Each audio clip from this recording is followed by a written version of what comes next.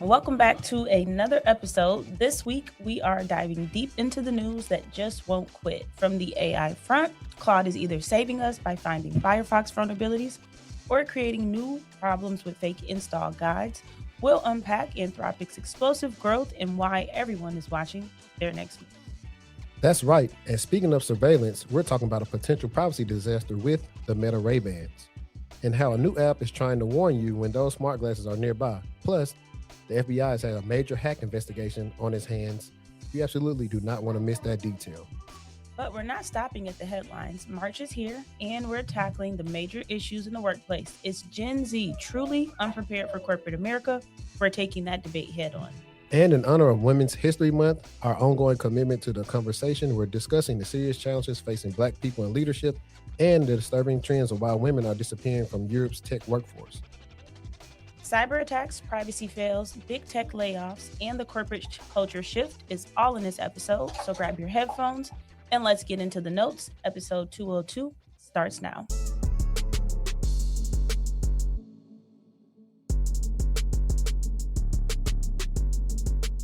I think I want to talk about Gen Z in the workplace. There's been so many different TikTok videos and everything else about Gen Z to where I thought it'd be pretty fun to see what the differences are between us. I think they are what they call them, disruptors in a sense. I think they're disruptors. I think that's good. Like most generations, like they say stuff about millennials, Gen X, boomers. I think everybody's different, but I do think they are a little bit more radical. I mean, but we talking about Gen Z now. Just wait till Gen Alpha get into the workforce. That part. I think that's what's going to be crazy. But let me find some of these videos that I have for that. Getting fired from their jobs at alarming rates. And as someone who has hired and worked with a lot of people from Gen Z, there is a clear line between the people who do well and the people who don't. The easiest thing is probably to give real examples, but I do want to preface first that yes, every generation thinks the next generation below them is lazy and bad. And yes, there are a lot of companies getting away with not paying people well. I want to talk about two different Gen Z employees as an example. Both of them were paid well, but I have also noticed that the salary of the Gen Z employee has very little to do with how they perform. Both employees had a weekly meeting with their team. One consistently showed up with information about what was going on. The other usually had to be messaged 5 or 10 minutes into the meeting to make sure they were still coming. Then they would show up and say, sorry, I forgot it was on my calendar. I didn't realize this was mandatory. One employee. I got to pause it right there because I think this is very nuanced because everybody don't have somebody that's worked in corporate before. Facts. So some people need more coaching than others. Absolutely, especially when it comes to just some of the behaviors, the tone, being able to pick up on emotional intelligence is really important. And if you, it's something you like have to practice. From a younger age, hopefully. Well, that, and some people may have mentors. So they say, hey, when you come in, this is your 90-day plan. These will look like this, how you're going to get acclimated and get promoted. One person don't have that, so they don't understand. So they're still learning. Some people, I put it like this, and now as being a parent, I know with certain, one child I got to be very specific with, the other child be very broad with. Mm-hmm. This is when you have to actually learn things about the people that you hired versus expecting them to act like everyone else acts, so you can circumvent these different things and not always put the blame on them, because some people are just very different. And we're not even getting into if people have disabilities or other things like that. We're just literally talking about how you actually use your emotional intelligence to deal with your employees. They noticed an issue in their department, brought it up to their supervisor, had an idea of what to do, tried it. When the idea didn't work, they sat down together and thought about some other things to attempt. The other ran into a technical error that was preventing them from being able to complete something and didn't say anything until they were asked a couple of days later how the work was going. Now that is going to be on you. For sure. You got to say something. If you at all my people who've been in them project management meetings, if you got any impediments, that's when you need to say, hey, I got an impediment. I can't do my work because of this software issue. Call the help desk. That way, if it's not fixed, at least you have documented the last 3 days it's not fixed, and you told your boss, you told all these other people. So after you did all that, it's above you if it's something that's preventing you from doing the work and you can't do it any other way. Yeah, waiting until they ask you is never a good practice. 10 out of 10. And then they said, oh, I can't get it done because this wasn't working. Both of them needed access to a certain account, which was available for them to find in their onboarding documents they had. One logged in on day one and was ready to go with the account. One of them was asked about something that they would have been able to do on the account 3 weeks into the job and said, how do I get access to that account? Nothing the first employee did was going above and beyond their job. It was doing their job. Showing up to work is not the job. The job is completing the thing you're being paid to do. That often involves multiple tasks. That often involves having to figure something out. Being expected to do your job well is not having a lot asked of you at work. There are roles and salaries where you are paid to really just sit around and wait to be told what to do. But that is not the average job. That is not what most people are paying you for. And that is not something people are going to pay you even more for. And that is something people are failing to understand. I'm not mad at them. Yeah, and I'm not going to relegate just the I don't have access thing to Gen Z. I have a friend.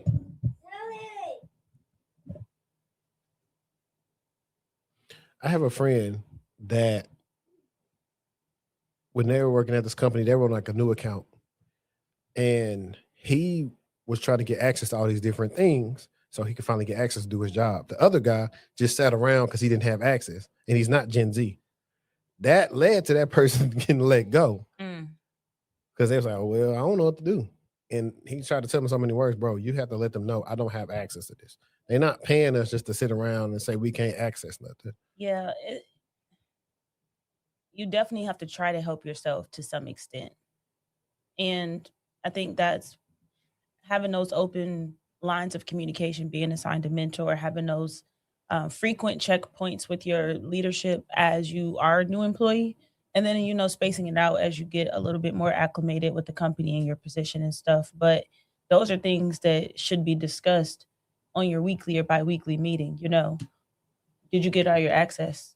No, I'm actually having an issue accessing A, B, C, D, E, F, G, whatever it is. Yeah, but the funny thing is a good manager is always going to ask, okay, here's the access list, go through and request access for all these things. Keep me up on the progress of what you have access for. And then in the meantime, do X, Y, Z. And that's also it's like, okay, what do I do while I'm not doing anything? And that's your time when you get access a little bit, you just get a chance to observe. The key word right here, observation. Mm-hmm.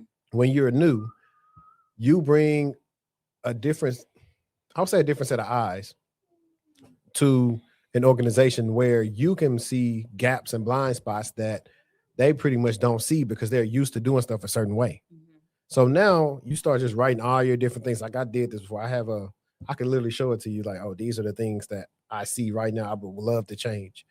So now when you start presenting these things, now whether you get to fix them or not, you still look at like a good employee, and it's really not really going above and beyond. It's literally just trying to make them make sure that they made the right choice.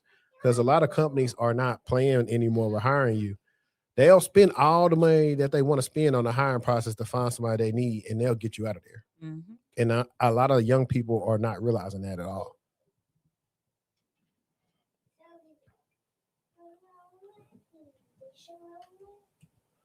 Let's see. I think we had some other cool Gen Z stuff. Let's see, where is it? Here it is. So one of these was like the psychology of Gen Z or just kids growing up. So it focused on the root of all the different things that people are not talking about. They literally just putting everybody in the box. Oh, you Gen Z, yada, yada, it's going to be this and that. And I definitely liked a little bit of what I heard. I didn't hear the whole thing, but I thought it was pretty cool. I have a lot of opinions about Gen Z in the workplace, but I don't have opinions. I have a master's degree in industrial organizational psychology. Gen Z is not the fucking problem. Livable wage is the fucking problem. Fucking having paid leave is the problem. Unrealistic schedules is the problem. There are so many problems that are not based in the individual. We have a systemic issue from the rooter to the motherfucking tutor, okay? Parents can't support their kids in their most critical stages of early development because they are forced into working multiple jobs. The parents who can, the affluent parents who have all the resources, their kids do fine. Then we get into the school and the teachers are being forced into standardized test rituals that do not actually support responsive, culturally competent curriculum. So what does that do? That further stunts the students' growth. We got to pause right there because she said a lot. I've said many times that I don't like that school is really the same thing as when we went through school. It's kind of different. They're not using books no more. They're using Chromebooks, and it's really stupid. But relegating kids to learning in one way does not help them when it comes to the workforce. So I think we all got out of school by the time they started making everyone do like the common math, and you got to do the Punnett squares to get your, because they want everybody to do it the right way, and forcing teachers say, hey, make them do it this way. Not, hey, as long as you show your work, I don't care how you got the answer. That was a big thing for us. I think it's the reason why we are still good critical thinkers, because we were allowed to solve a problem multiple ways. Mm-hmm. These kids aren't. And I think in the beginning, she also brought up like, hey, livable wage. Some of these parents, they have kids that they can't even really look into because they got to work these dead end jobs. And so they can't, conflict with pickup, drop off. So the kids are already behind, which I noticed to be true. Like as a parent, I already know most parents don't have the luxury of really sitting back and saying, you know what, my kids should be doing, X more of this at a certain age or not. Let me go take them to this specialist or look into this or that, see what's going on with their milestones. A lot of parents don't have that luxury because they got 2 and 3, 4 kids. They working 2 jobs. They coming home. By the time they come home or whatever, it's time to reset the household and get the kids ready for tomorrow. Bath, dinner. Yeah. Try to help with homework. It doesn't leave. Don't have a commute. You get off at 5. Don't have a commute. That's an hour. Yeah. You got to get home. You got to be affectionate and how was your day and all that good stuff. Yeah. And then you got to go into the routine stuff. It's not enough time in the day. Yeah. And not leaving out the fact that a lot of them, if we even go back down, 2 things people say, well, you shouldn't have had so many kids, which I agree. A lot of people don't plan for kids.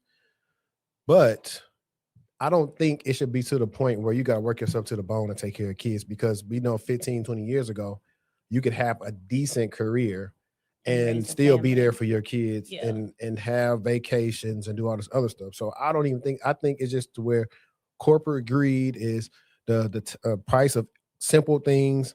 They building these homes real fast. They're not even good homes. You got all these other things going on. And now you are trying to not pay people their worth. So now they got to double up. And we also know, we're not going to get into too much things, but we know the issues that she's speaking of is much worse in a single parent household than a 2-parent household.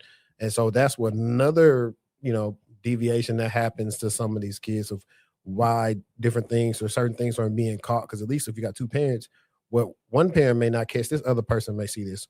Or you talk about, when we were talking about, I think we're talking about this off the mic, talking about spouses and different like childhoods and different ways that they're brought up, how, that can also possibly help out where like you experience one thing through childhood with schooling and different things and activities and vice versa. So now you can spot out different things or say, oh, this child may need this or this child may need that. So I think it's a lot of different things. But so like she's on the money, but let's see what else she got to say. Then they get into high school and they're already kind of fucked, if we're being honest, and the teachers and the parents can't do anything. It's too late now. They've already not formed the cognitive processes and hit the developmental milestones necessary to be these people that you want them to be. And then on top of that, a lot of them are having more good sense. They're seeing what's happening to their parents. They're seeing what's happening to their teachers. They're seeing what's happening to their aunties, their uncles, and even their motherfucking friends. And they are realizing that all this shit is fucking fake and made up. And the only thing that's going to make them believe in it again is actually having something to live for. Y'all this society is not giving people anything to fucking live for. And all of y'all getting on here thinking that you know the answer. You don't know shit. None of y'all know shit. Now, I don't really know if her credentials are valid because everybody say they do something on social media. There is an answer, but like I said, it starts much younger. Or there are certain kids that are going to succeed no matter what. And it's not, and I'm pretty sure if I was like a high school counselor or something and I went and did the knowledge of the science behind how they're tracking, what kids will be successful by like 5th grade I think they use standardized test scores to figure out who's going to be successful, who's going to end up in jail and all this other stuff. So all that stuff is there. Those standardized test scores, all that stuff is BS. It's not really teaching a lot. Like some kids good at test taking, some not. School is really just for parents to be able to go to work. That's it. It's somewhere for the kids to go while the parents are at work. That's literally I think that, but I think also it's also for a lot of I'm getting tongue tied. Indoctrination. There we go. Indoctrination to assimilate to the workforce when you get older. So when you think about, I worked retail. When I worked at Target, 8 hour, if you get a 8 hour shift, you get 2 15-minute breaks, you get a 30-minute, 45-minute lunch. This is going to be your job. This is what you do. No doing this, and this. You must do this while you're at work. Like any other job, right? But certain jobs like that, it's literally similar to school. You don't really have a lot of flexibility. There's not a lot of stuff you can do to change your outcome or what you get paid and all this other stuff. So those jobs are like that. I think one of the things that we focus on now with the kids is, I think this is why in school's career day is so important for sometimes for kids to understand, hey, oh, I can do that. Oh, like so-and-so dad is a lawyer, or mom is what's the thing called when you I know the name, but it's when you stick people, anesthesiologists. There you go. They're anesthesiologists. Oh, they are the mayor, the fire chief, whatever it is, right? All these different jobs. That's when you come in and now you kind of expose a kid. But the only flip side is that works only until they get home. If you've ever seen the story of Matilda, that's a fairy tale, but that's what a lot of kids going through, except 10 times worse. Yeah, agreed. So that's where it's at. And that's not just a Gen Z thing. There's a lot of kids that came through there like that. You have kids who all they want to do is probably grow up and be a manager at McDonald's. Or, oh, I'm going to just do what my family do. I'm going to just go and get on assistance. I'm going to get assistance. I'm going to get EBT. I'm going to get whatever, all them other things to ask you about sometimes to know workforce surveys. And, we're going to get the new J's and we're going to be fresh at school. That's a reality for a lot of people. And some people don't understand that when they talk about, if they say like black people are doing like the Victim Olympics or all these other things, I'm like, yeah, but in some cases, a lot of people, they just, once your mind is already a certain way, it's just tough. That's why Dr. Umar say, hey, I ain't gonna be able to psychologize all of y'all. Some of y'all gotta go away for good. I might try to put that right there because that part is hilarious to me when he say that.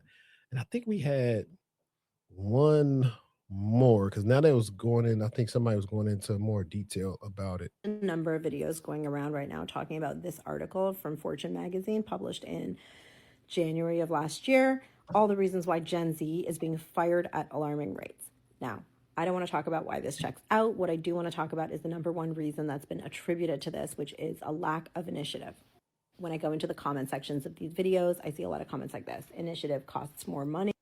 Love how jobs want you to go above and beyond, but won't even pay a living wage or go above and beyond for you as a worker. Fair enough. What I do see in a lot of these comments is a lack of understanding of what is meant by initiative. So I wanted to offer you a very real and simple example of what initiative looks like so that you understand what's getting people fired and what's getting people promoted. The scenario is this. Your boss comes to you on Monday morning and says, hey, can you reach out to our contact at that company and get them to send you those documents that we need for our big meeting this time next week? You say 10-4. You send an email to that contact at that company. Several days go by. It's now Thursday. Your boss emails you and says, hey, just checking in on those documents. Were you able to get a hold of them? You pause for a minute, double check your inbox to make sure you haven't missed it, and then you email your boss back and you say, hey, I reached out as you asked, but I haven't heard back. Your boss sends you an email and says, hey, can you please follow up? It's really important that we get those documents. You say, no problem. You send a follow-up email. Friday rolls around, your boss emails you and says, hey, checking on those documents, any word? You say, I sent a follow-up email like you requested, but I haven't yet heard back. I'm going to stop it right there because like I said, this is a apples to apples scenario right here, kind of similar to what the first guy was talking about. In this instance too, it's like, okay, if I have an employee that first time they did what I said to do, I'm going to be more implicit this next time. Hey, please follow up. And this time, if they do not email you back, please call them. And also, if you need to, CC day manager. That's what I would told them. Because a lot of people don't know. That's how you get something done. When a team don't want to give you access to fix something, find a manager, CC them. That's how you do it. Your boss emails you and says, have you tried calling, or can you please try calling and getting in touch with somebody? It's imperative that we get our hands on those documents and that we have them in hand for our meeting on Monday. Please let me know. Thanks. You call the company, You ask the receptionist for this person. They tell you that they're out of office. You say, okay, thank you, bye. You email your boss and you say, hey, I reached out and this person is out of office, so I'm not sure what we can do. Your boss says, leave it with me. Scenario 2. Your boss reaches out to you on Monday, asks you to get in touch with the contact at the company to get the documents. You say 10-4. You send an email pretty much right away. 24 hours goes by. You do not hear back. You send a follow-up email to that person. About a half a day goes by. You still haven't heard back. You send an email to your boss that says, hey, I just wanted to give you a little status update on this. I've reached out to this person, haven't heard back. I've sent a follow-up email and I'm waiting for a response. If I don't hear back from them by the end of the day today, I'll be reaching out to the company to see if there's anyone else they can get me in touch with so that we can get those documents in time for the Monday meeting. I just wanted to give you a status update. Your boss says, much appreciated. Thank you. Wednesday rolls around, you haven't heard back, you pick up the phone and you say, hey, I'm trying to get in touch with this person, wondering if they're out of office. If so, is there anyone else who can help me in their absence? I'm trying to get a hold of these documents. You do some talking, you do some triangulating, you get your hands on those documents, you attach them to an email to your boss, end of day Wednesday, maybe morning Thursday, and you say, did some running around, got our hands on the documents. Please let me know if there's anything else you need in advance of that meeting on Monday. Your boss says, you're my hero, thanks. Now, I also want to note that person 2 has done no overtime work and has not completed any tasks outside of their pre-assigned job. But I will highlight that they demonstrated an incredible amount of initiative to reach the outcome. So it's not just the task completed that's directly assigned to you, but it's understanding what the goal is, what are the outcomes you're going for, and what are the tasks that you can take the initiative to complete in order to achieve that outcome without somebody constantly following up on you. I think that in customer service, we call this first call resolution. And I think it is important to try to see and take ownership as far and as much as you can. And common sense always isn't so common, but you do have to think critically.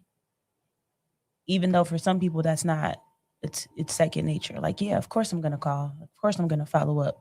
But everybody's brain doesn't work the same. So taking as much ownership and taking the situation as far as you can, and maybe even thinking about, take yourself outside of work and ask, what would you do if this was a personal issue, right? You needed to get these documents for yourself. What would you do?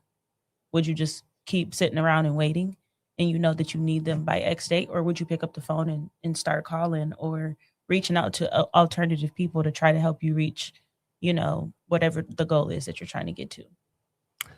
Exactly. I think a lot of these young people, like, they are confused about initiative or above and beyond and not realizing what it takes to do your job. I hate the people who say, oh, is this in my work? Is this in my job description? I can't stand people who say that. Even if it wasn't, you still gonna do it. You still gonna do it. So what does it matter? Yeah. No, on top of that, though, I think that's because a lot of this comes from that TikTok era. You had the corporate baddie, the DeAndre guy, he was being funny, right? Very facetious. I think his videos were cool. I watched some of them. But for the most part, they were just having fun. And he had just got in corporate. He ain't been in corporate that long. Mm-hmm. A lot of the Gen Z people hadn't been in corporate that long. So they got in where technically at that time, everybody was getting hired. You could have put some slacks in the shirt on a fish, they probably got hired. Now that's changed. And so now they are confused that they're actually having to do work. In a scenario like the last woman just said, a thing that you can remember, whether you're Gen Z, X, Boomer, whatever, is a term called over-communicating. It's much better to over-communicate about what you're doing and pretty much don't have your boss ask you for status updates. You give them the status updates. Mm-hmm. So now they're going to start seeing you as a person that, like, hey, I don't have to micromanage this person. This person is going to always do what they have to do. And they're going to inform me if they have any impediments, if they run into anything. So you know what? They're free to roam. I don't have to I can give them a longer leash pretty much.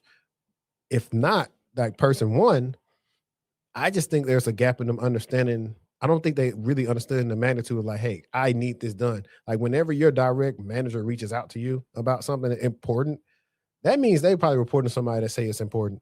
And so you need to get it done. And if you tell them, hey, I'm not sure what else I can do, I'd much rather you say you don't understand like what else to do to reach out to somebody versus just I sent 2 emails and that's it. If somebody ain't answering the emails, something is going on. It's, you know, it's important. Wake somebody up. At the end of the day, email somebody else, you know? At the end of the day, it's about keeping your job. Mm-hmm. And I think a lot of people don't understand that. Like, that's the thing. Sometimes, like, if I bring it back to the blue team or security operations, some people scared to pick up the phone or call somebody or something. Like, look, bro, they paying you for a job. Don't be afraid to wake nobody up.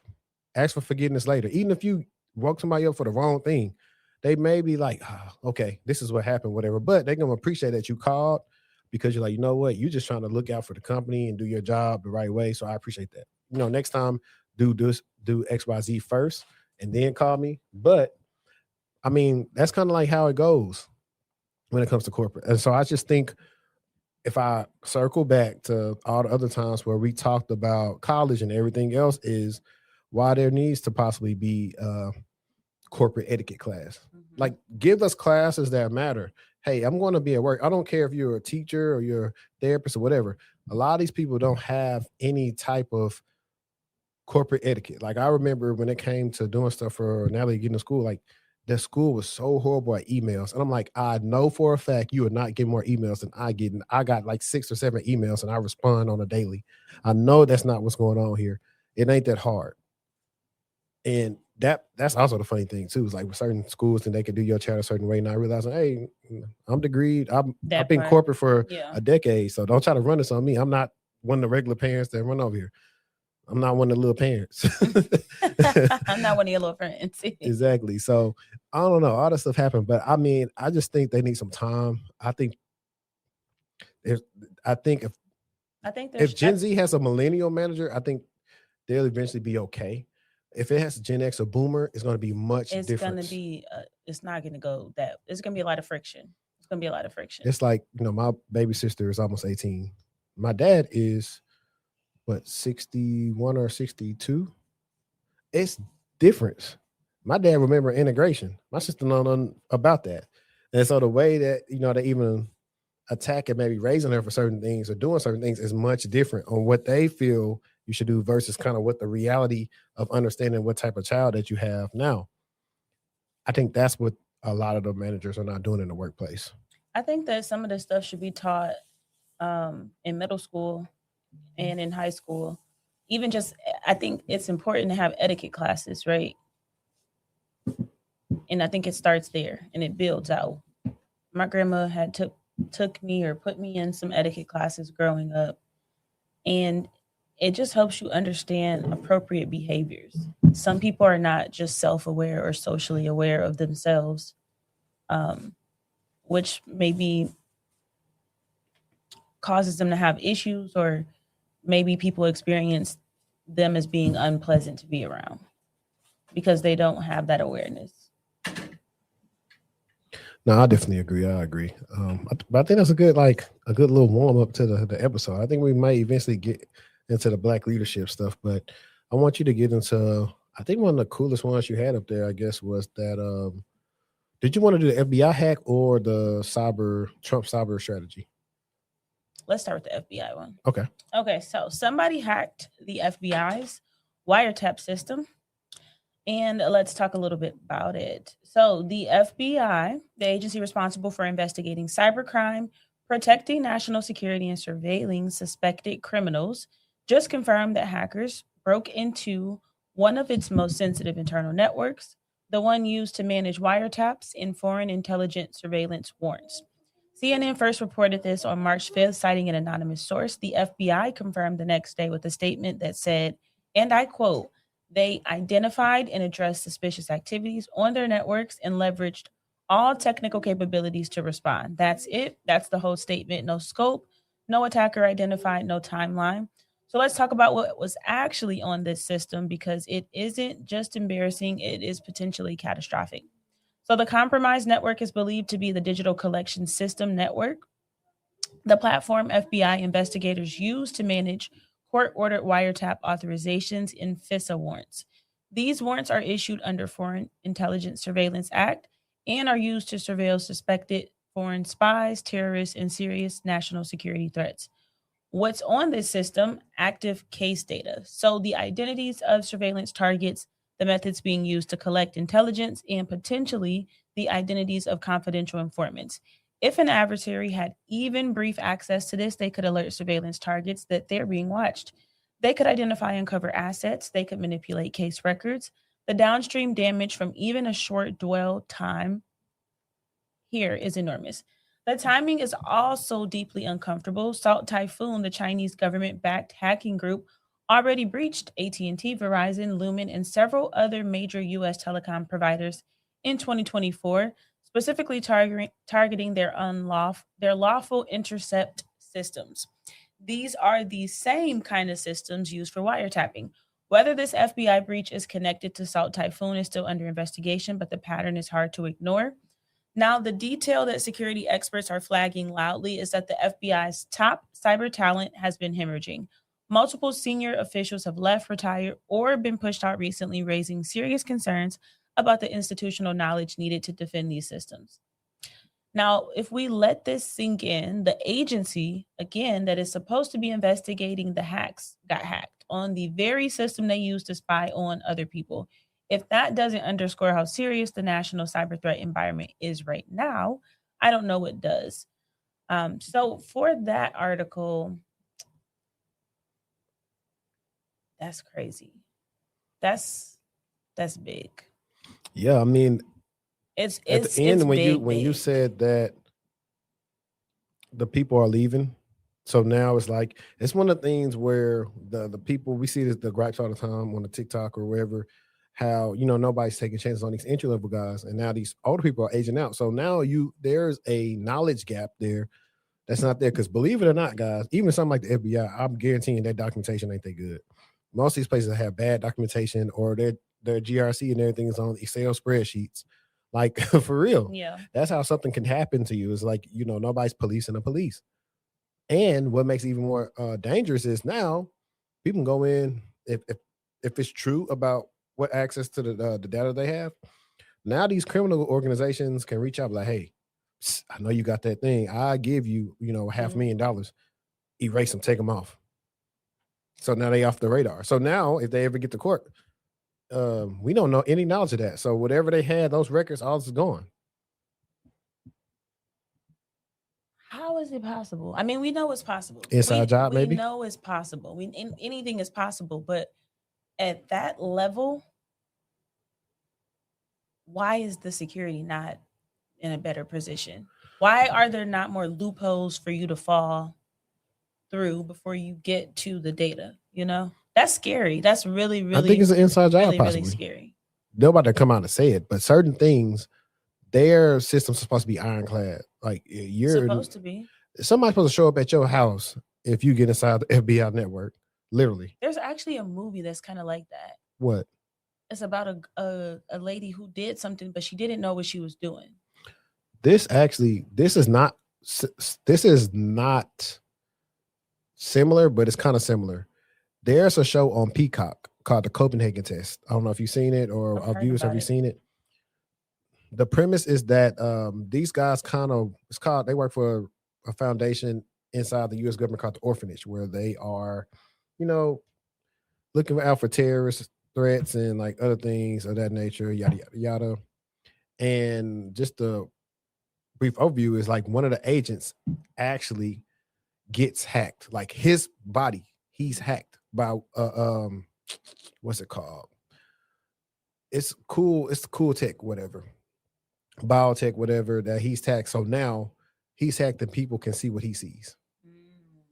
And he didn't know it. He had to discover the hack and all this other stuff. So now people are seeing possibly privileged information, or they're spying on the U.S. government. But that kind of reminds me of that. But then if you follow that story, it's a lot going on with that situation. But however, it's a good show.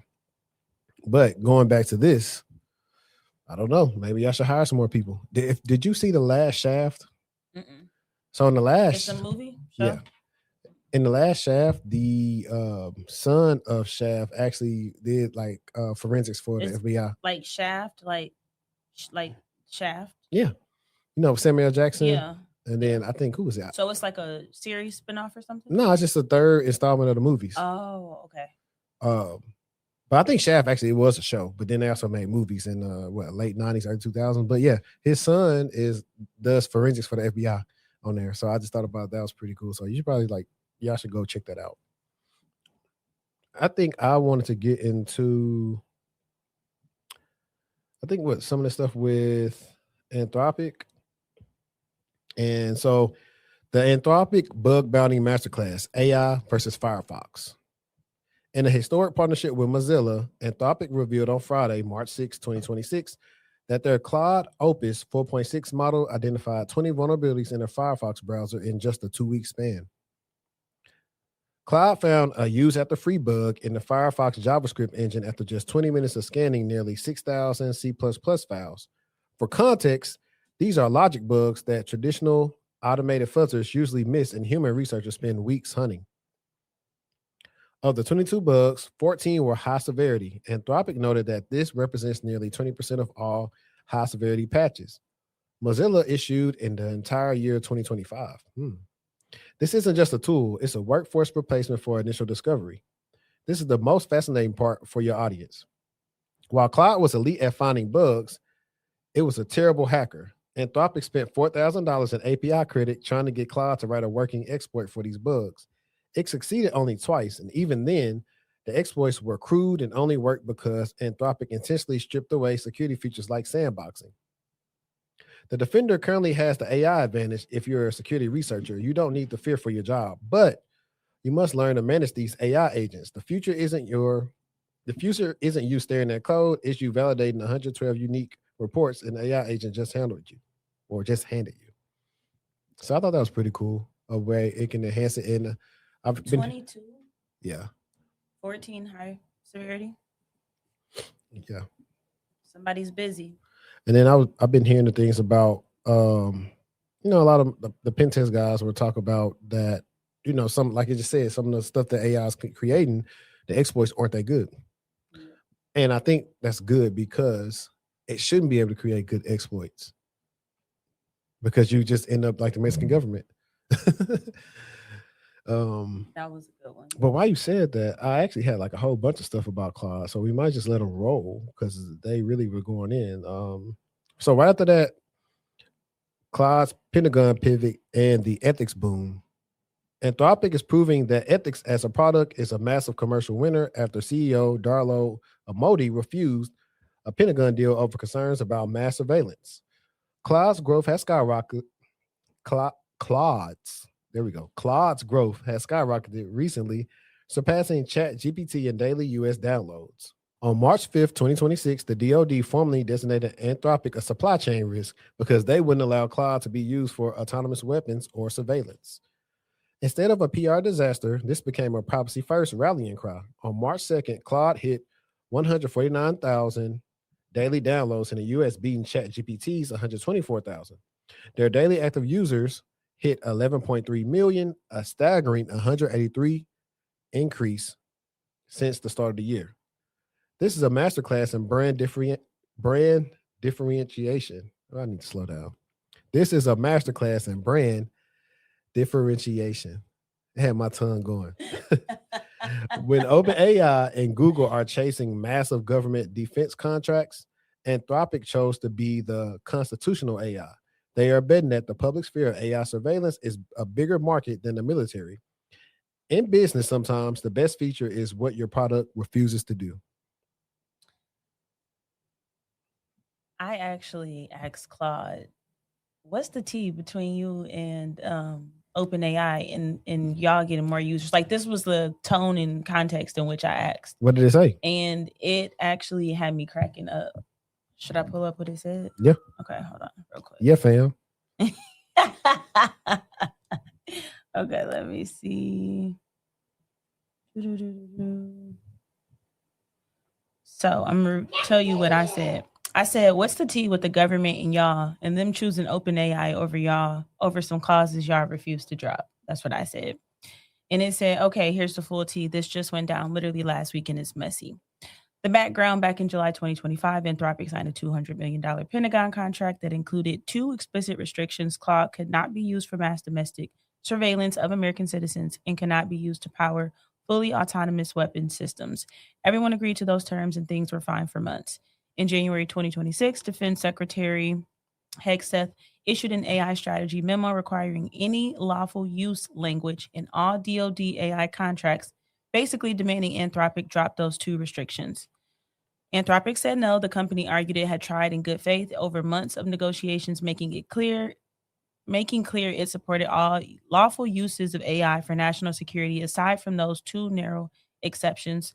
On autonomous weapons specifically, Anthropic said today's frontier AI models simply aren't reliable enough to be trusted for that, and using them that way would endanger American troops and civilians.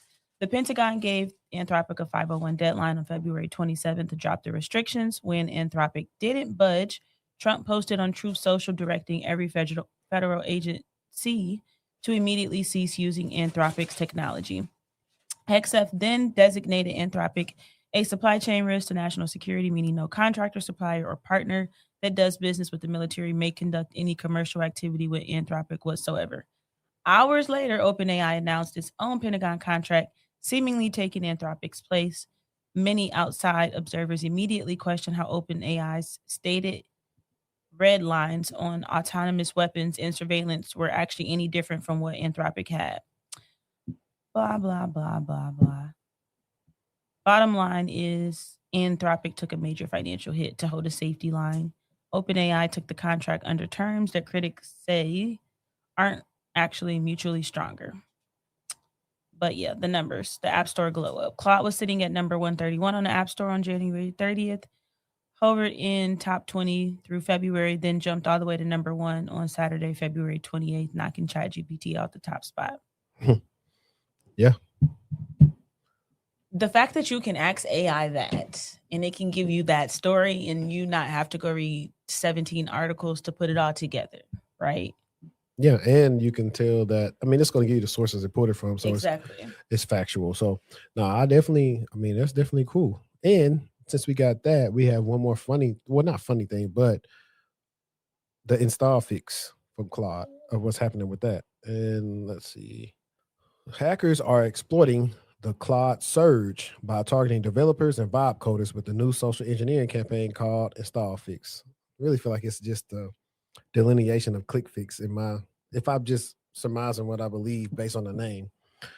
Attackers are using Google Ads to push fake Claude code, Anthropic CLI tool installation pages.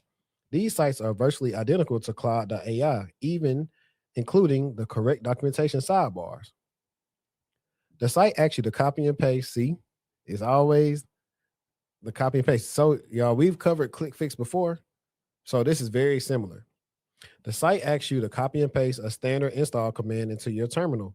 This command actually runs an info stealer called Amatura Stealer, the successor to ACR Stealer. It uses mshta.exe. It's a legitimate Windows tool to execute malicious code in memory, making it nearly invisible to basic antivirus. Keywords basic. But I honestly think stuff like Malwarebytes and some of the other tools will actually hopefully block it, but they may catch it afterwards. It may not do it right when it happens. But also in a blue team environment, there's plenty of alerts where you see MSHTA being used legitimately, and then you have to just research, okay, well, how can somebody like exploit it, and what should I look for? That's what you should do, so you're not doing all these false positives. But once you enter, the script drains your browser cookies, save passwords, and most critically, your AWS and GitHub session tokens. We talk about vibe coding, using AI to build apps without deep tech knowledge. If you're a vibe coder, you are the number one target because you're more likely to copy and paste commands without reading the URL. Stop and look. If the URL in the command isn't Claude.ai, don't run it. And I actually want to see how this actually looks. Let me go find this real quick. Let me see. Let's share it, because I know a lot of times people are like, man, y'all need to share what's on the screen sometimes. So let's share screen. I'm going to say what vibe coding is while you're doing that. That's fine. So vibe coding is basically a style of programming where you are describing what you want in plain language, and then AI will write the code for you. So it looks like it was coined by OpenAI earlier in 2005, but the idea is that you fully give into the vibes and you accept the output and only intervene when something breaks, as opposed to actually reading and understanding every line of code that is being produced. Yep. So let me see if it'll let me click on this and zoom. So this is what the people are looking at. They believe it actually is legitimate when it comes to the InstallFix. But let me squint and see what I see of this picture. Oh, so I think the top one is the real one, right? And the bottom one is the fake, if I'm not mistaken.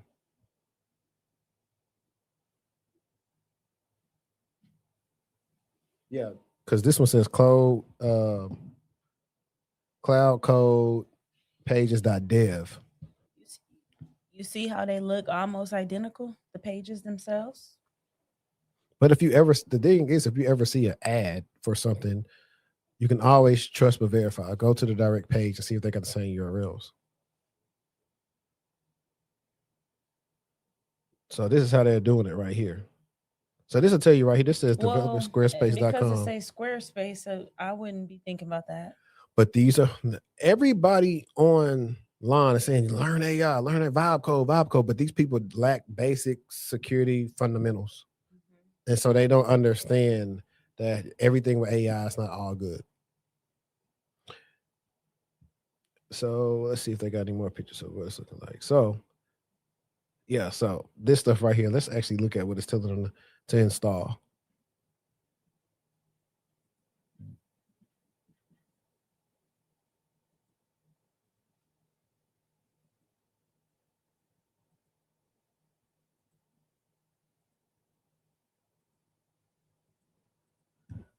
So you could always, if it's telling you to go to these websites, you could put these in a sandbox and actually go view them and see if they are the same site that stuff is coming from Claude. You can use something called browserling. So that's like the word browser, and then you add ling.com. You get like 3 free uses a day on that. So you can try something like that out. Joe's Sandbox. You can use VirusTotal, URLscan.io, and there's a couple other ones you can use.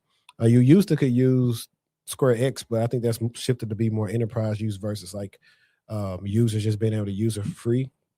That's why I use for my virtual sandbox. It's pretty much a disposable browser. It was perfect. Oh, look, we get a video. Can you see this on your end? Mm-hmm. Okay, perfect. So guys, we're looking at the actual InstallFix right now.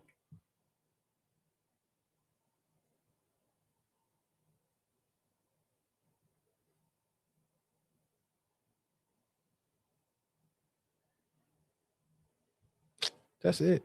Yeah, like I guess it was just showing somebody going there and copying it. Yeah, I wanted to see it actually exploited, but that's pretty much what it looks like. So you got to remain vigilant when it comes to these things right here, because if you don't, you will end up with your computer messed up and your AWS and GitHub session tokens taken. And if that happens, even if you got MFA, you screwed because they get your session tokens and they could be in your session. So please don't do that. I mean, you can call them. The AWS and GitHub can eventually get them out on the back end, but you'll be screwed for a while for whatever damage that they do while they're in there. So choice is yours. So it's been a while since we've talked about health data. Let's take it back. 3.4 million people. Health data was stolen and nobody noticed for a year. So a hacker breaks into a healthcare tech company in November 2024. They start pulling data, names, social security numbers, dates of birth, home addresses, health insurance numbers, medical IDs, and nobody notices for almost a full year. This is the TriZetto story. And if you've ever visited a doctor who checks your insurance before treating you, there's a real chance your data was in there. TriZetto is owned by Cognizant, a tech conglomerate, and they provide revenue cycle management and insurance eligibility verification for healthcare providers across the US. Over 875,000 providers use them. They're basically every time a doctor office runs your insurance before an appointment, they are somewhere in that pipeline. So hackers first gained access in November 2024 through their external web portal. They stayed completely undetected, reading, copying, exfiltrating for nearly 11 months. TriZetto didn't catch suspicious activity until October 2nd, 2025. Even then, they didn't notify affected providers until December 9th. And patients didn't start receiving letters until February 2026. That's 15 months from breach notification for some people. The final count confirmed with State Attorney General 3,433,965 people, one of the largest healthcare data breaches confirmed this year. And it's not just your name and birthday, it's insurance member numbers, Medicare beneficiary IDs, provider details, demographic health data, the kind of info that cannot be changed. No ransomware group has claimed responsibility yet. No financial data like credit cards was exposed, but that's almost beside the point. Health data, obviously, we know to be more valuable on dark web markets than credit card numbers because it does enable medical identity theft, which is when someone is using your insurance to get treatments or prescriptions or surgeries billed under your name. That sounds like a nightmare. TriZetto has partnered with Crawl for credit monitoring and is sending, of course, free 12-month identity protection to affected individuals. If you get a letter, sign up immediately. 11 months of unauthorized access. 11 months. That is more than a security gap. Healthcare companies, healthcare tech companies are sitting at the center of some of our most sensitive data, and monitoring capabilities clearly didn't match the responsibility in this particular case. If you can think about when we talked about Change Healthcare last year, so yikes. Yeah, and hold on, before we even give a deep dive real quick, let's go ahead and hit on with this real quick. Today's video is sponsored by Aura. Aura monitors your personal data, including your social security number, across billions of data points like the dark web and public court records to detect and alert you to potential identity theft. They give you up to $5 million in identity theft insurance should the worst case scenario happen. They also provide a bunch of other features to keep you safe online, all inside one app. You can go to my link right now, aura.com/textual chatter, to try 14 days for free. That'll be enough time for Aura to find out if any of your personal data is exposed. I highly recommend you do this right now because not only is the national public data not going to do anything to help you, they probably aren't even going to face any repercussions for this leak. I'm not leaving myself and my family vulnerable to data breaches. If you don't want either, you can go to aura.com/textual chatter to try 2 weeks for free. Now back to the video. But yeah, that's crazy. 15 months. No, 11. 11. But still, bye. My thing is, I always go back to, okay, what detections did y'all miss? Or did y'all even have detections in place? Remember you was talking about do these companies have SIMs in there? Yeah, the other day. A lot of these people got people at the company that don't know what they're doing. They just been at the company so long that they said, oh, you gonna work in this department. Like I said, remember we said tabletops and all that kind of stuff? Mm-hmm. I bet they ain't do no tabletop. They're going to start doing them now. And it reminds me because it's a company right now recruiting a lot. Well, they're recruiting for another role because a couple of years ago, they had a big breach. So now they've been very diligent on getting the right security talent for their org because they don't want that to happen no more. That's typically what you see happen in these situations. So TriZetto is probably going to be hiring. Matter of fact, you should type in TriZetto now and see if they need some help. Reach out to the CEO or the CISO. Like, hey, look, I see y'all had this breach, dog. I got you. Fam, like tell them I'm that. Screaming. Tell hey, them fam. that happened. Hey, fam. Yeah, tell them that you had that happen. But no, that's just crazy. I've never even heard of Crawl. That's why I just put the Aura ad right there. Cause I'm like, I know they're gonna alert you because when AT&T had they breach, they told me before AT&T told me. Same. Change Healthcare told me. Change Healthcare. AT&T told me so far out. Right. It almost didn't even matter. Tell me about it. But let's see. Because we had actually, I thought what was pretty cool briefly was to talk about Apple's Chromebook killer. I heard about it. Let's try pretty much called the MacBook Neo. Apple just dropped the MacBook Neo, their most affordable laptop ever, starting at $599 and $499 for the education market. It's a direct shot at the soft middle of the PC ecosystem dominated by Chromebook. This is the first time Apple has put an iPhone class chip in the Mac, the A18 Pro. It's a fanless, silent, and offers 16 hours of battery life. It comes in 4 colors: blush, indigo, citrus, and silver. To hit that price point, Apple cut the specs it has at 8 gig. Ooh, that's low. It has 8 gigs of RAM, non-upgradable, of course, a 13-inch liquid retina display that lacks True Tone, and 2 USB-C ports, one of which only USB 2.0 speed. That sucks. You need at least USB 3.0 now. The strategy. Apple is resetting the floor. They are betting that a $599 Mac, even with 8 gigs of RAM, will perform better for AI and web tasks than the $600 Intel Core Ultra 5 PC. For the parents and the career changers, this is the gateway Mac if you've been waiting for a cheap way to get your kids in the ecosystem on a budget machine to start learning to code. This is the one that officially kills the value proposition of a mid-tier iPad. But you know what? Now I think about it, they got a point. I wonder why launch this and then also possibly kill your iPad Pros, because that's what I think is going to be directly competing with that. I mean, I can see it. Let me see. I know people probably want to see pictures of it. It actually looks nice, though. I'm not mad at it. I think that it's about time that Apple has an affordable price point for folks. I mean, people love their Apple devices. I don't know if, depending on your major, it might not be the best device. Yeah. If you're like in the engineering field or if you're in the engineering field, you might as well just get a still MacBook Pro. Yeah, just because you need to have how much RAM? 8? This one got, I think this one got yeah, that one got 8. The that's Neo not going to be. This got more than 16, I believe. Yeah.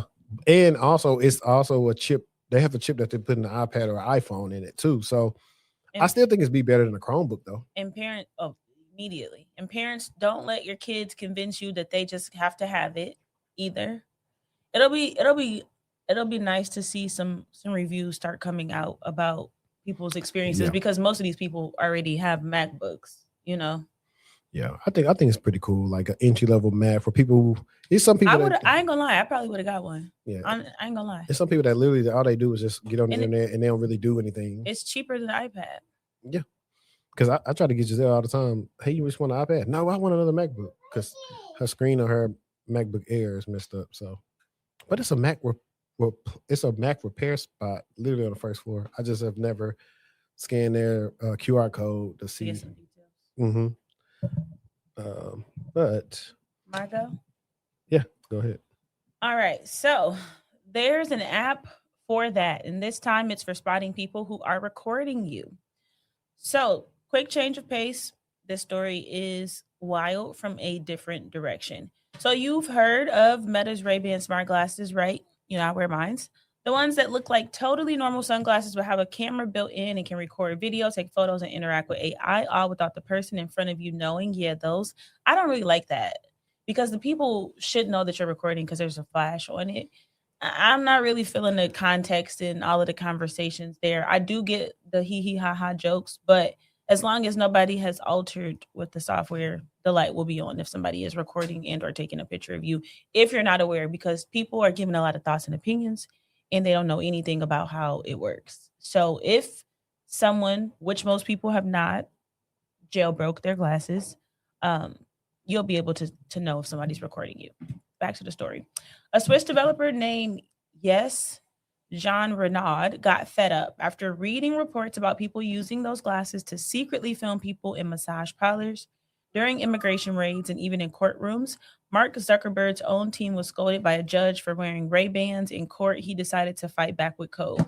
He built Nearby Glasses. It's a free Android app, open source, zero data collection, and it does one thing. It constantly scans for Bluetooth signals from smart glasses.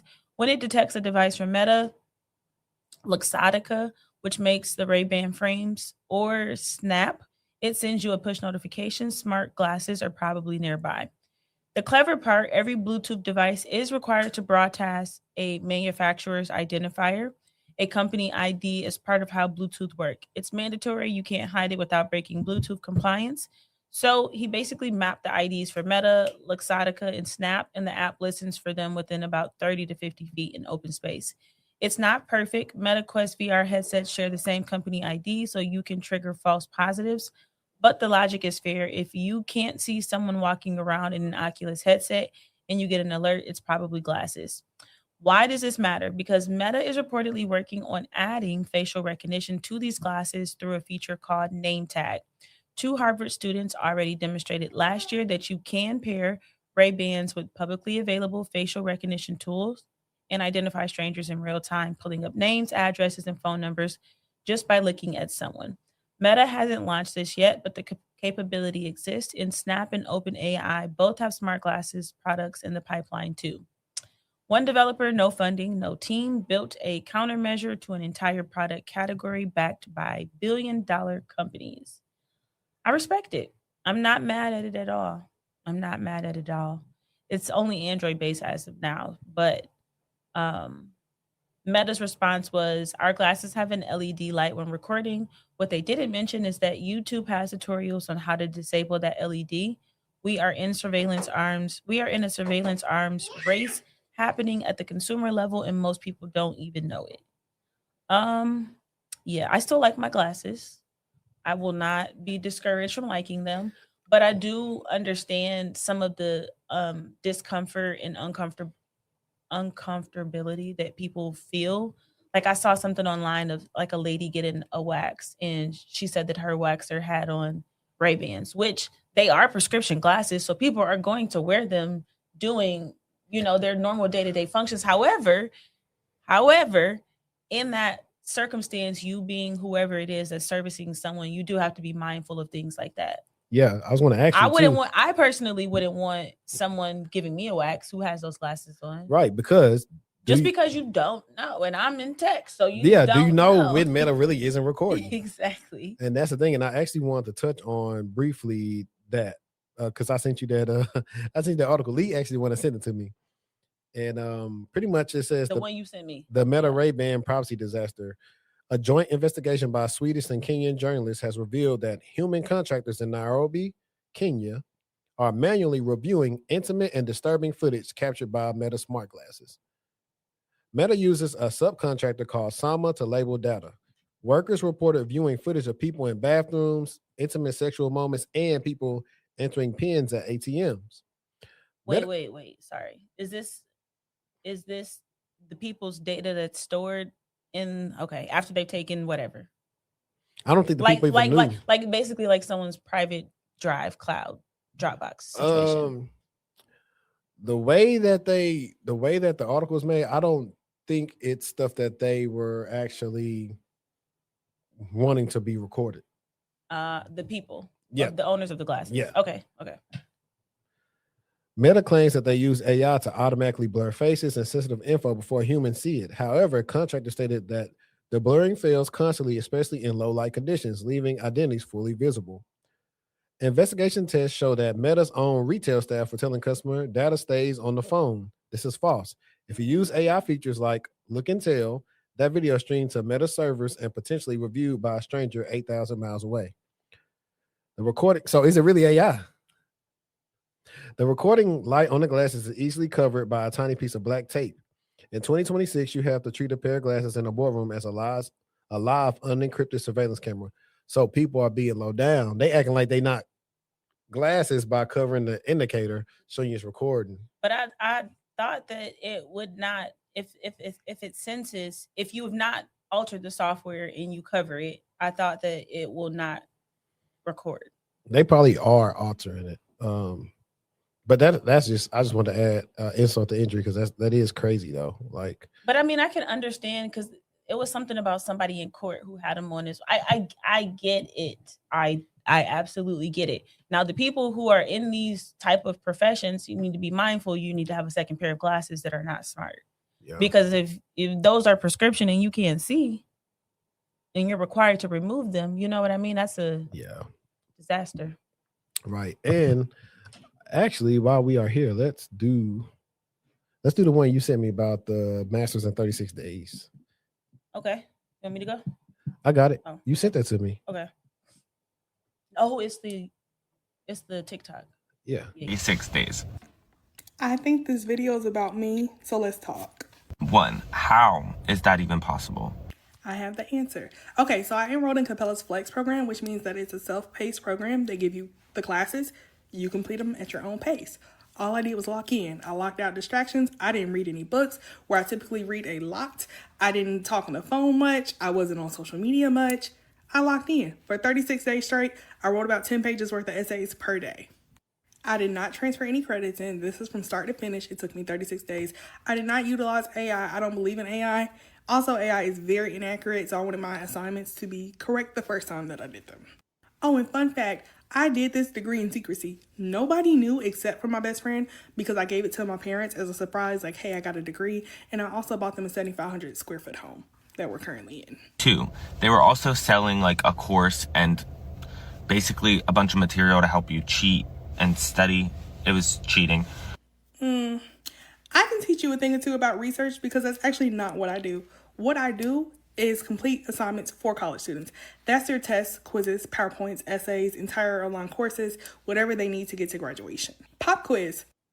Ain't that cheating though? That's definitely cheating. I thought she was. Wait. Let me see where she's going with it because it sounds like cheating. Hold on. What? Like, you know what I need? I need to add. What do you mean by that? I need to put that right there. Hang on. But who's been doing this for years? White people. Okay, you got that one right. You don't know what I'm talking about. Does Aunt Becky from Full House ring a bell? Where her and about 50 other millionaires were paying for their white, undeserving children to get accepted into the best colleges, taking spots from Black and brown students? No? Okay, hold on. I got a couple more to mention. What about the Harvard's admission bias lawsuit where they found that Black applicants were being admitted into Harvard at significantly lower rates than their white counterparts, despite their applications being quite similar? I'm trying to see how she is conflating the two. What that got to do with you actually doing work for people? I'm just trying to figure out if she's finna get there because it do sound like cheating. What about when these allegations also happened at Yale in the early 2020s? Or maybe we should talk about the grandfather clause still existing in colleges in the 2000s, meaning that if your mom, dad, or grandparents or anyone in your family went to that college, your chances of getting admitted into that school were 3 to 5 times higher than someone who did not have a relative go there. Keep in mind, Black people were not admitted until recently. Before we move on, I just want to clarify. When white people cheat, it's a scandal. We pay a fine. We do like 60 days in jail. We move on. When Black people do the same thing, shut the system down. We got to do something different. The whole system wants to change to keep us out again. Right? I'm just trying to make sure I'm keeping up. And also, the job market is so awful for people with like these professional degrees. I see here that you're a medical tech, so I just wanted to ask, have you had experience with your master's level degree trying to get a job, or are you just a tech or associates? I'm just trying to figure out where you fall in the category. Like, is this from personal experience or just what you see online? Also, I will interject there. I'm with her on that part because all you see is, like, you see me post all the time. Every time we have somebody get a job, I'm like, look, you hearing all this, but they still hiring out here. You're just invisible to the recruiters because they can't find you. Yeah. And so, yeah, is it bad? Yes. Is there some BS going on? Are Black people being interviewed just so the company said they interviewed Black people? Absolutely. But you can still find a job. The job market is bad for people with professional degrees, then wouldn't it be worse for people who do not have them? Therefore, I should probably pat myself on the back for going to get my degree so that if I ever do have to enter the job market again, I'm better prepared? Or no? That it's just a slap in the face that someone just earned it in 36 days. I just feel like a slap is not enough. I can spit in it too if that makes it easier to digest. I feel like the professional degree beyond a bachelor's has become meaningless. Again, based on my research, you don't have one. So you would not understand the value of a master's degree until you get one.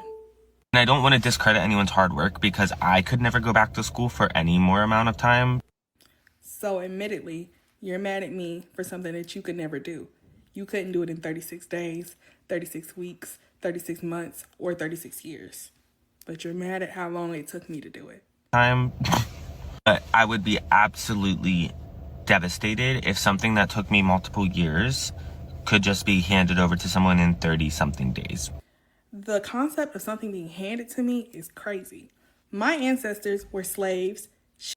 All right, now. I'm like, this is that stuff dudes be talking about on the internet. You ain't really answered much. All you just did was shift the blame every time.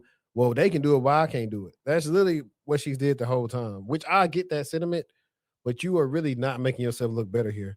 I don't even know what you got a degree in. Did they ever say what she got a master's degree in? I don't think so at the beginning. I don't even know what her name is. I wonder if you could research that while we wait. Sharecroppers ran on foot from Tennessee to Indiana and were denied an education with a plethora of other things that we can get into later. On the other hand, your people were the slaveholders, were the property owners, made the laws and policies, built the schools, had centuries worth of advantages. So I'm just trying to figure out why you're not farther in life than you are. Like me compared to you, I'm winning. And statistically, I shouldn't be. On my dad's side of the family, I'm first generation master degree. On my mom's, I'm only second generation. No matter how I do it, I promise you, I'm going to play catch up for my son, my grandchildren, and anybody else that falls in my lineage in the future. If this consists of me racking up degrees in 36 days, I'm going to do it. If it consists of me buying homes, currently in my fourth one, I'm going to do it. See, this is the type of stuff you got to go research, people, because I can't. No public details. What about when on her page, what does it say about her? Just the homework girl. That's her brand. She got an Instagram? Instagram only tell you more about people than that. Because I'm like, okay. The reason why I wanted to talk about this article was because I feel like, will we see more we already can clearly see what type of respect these type of programs get, but I honestly feel like in some way, shape, or form that might be what the future of education looks like. Self-paced education, not everywhere. You're still gonna have you're still gonna have the high-end institutions, right? That'll still be more traditional, but I think that self-paced courses and programs and certifications and things like that will become more prevalent. But the thing is, will they matter if this is going to be the way that they're seen? You get what I'm saying? Yes. No. So I remember this something I wanted to talk about a while back. I had bookmarked some on Threads like in January. And I guess this woman is a recruiter. She said tech companies take pedigree seriously. No boot camps, must have a computer science degree from a top 20 school, maybe top 50. Work for top tier companies. Yes, the short tenure and gaps will impact you. They want strong passive candidates that are already employed by the competition and not even looking for a new role. Don't let the I can teach you breaking the tech folks fool you. As a tech recruiter, I'm fighting for my candidates in my life. This is a top tier candidate in my book. They said whoever did feedback on them, they said does not meet, and it's whited out right here, talent bar in education or company types, plus hoppy. That means job hopping. Mm-hmm. But I brought that up because this circles back into we tell people some of these things is checklisted, but if you want to do certain things in your career, you got to follow what certain people are doing with their degree path. So if there's some certain thing you want to do at certain companies, then you might have to go to a Yale or Harvard or Stanford or MIT or wherever you want to go. Think about it. People think all degrees are measured on the same scale. They're not. Like even where we got our masters at, like in our area, I think is recognized as like a top program. I think even in the country, I think their cyber program is recognized. Now, I do the cyber program. However, if you still have to go match it up with against maybe Georgia Tech's or some of the other people's that's just more acclaimed, you may fall short there. And a lot of people some of them are being strategic because they just want to get the checkbox. But then some people aren't thinking past that. And so we don't know like I said, I still don't know what degree she got. Mm-hmm. And why are you telling, I get that you're doing homework for them, but if the people find out that they're not doing it, and they could get in trouble.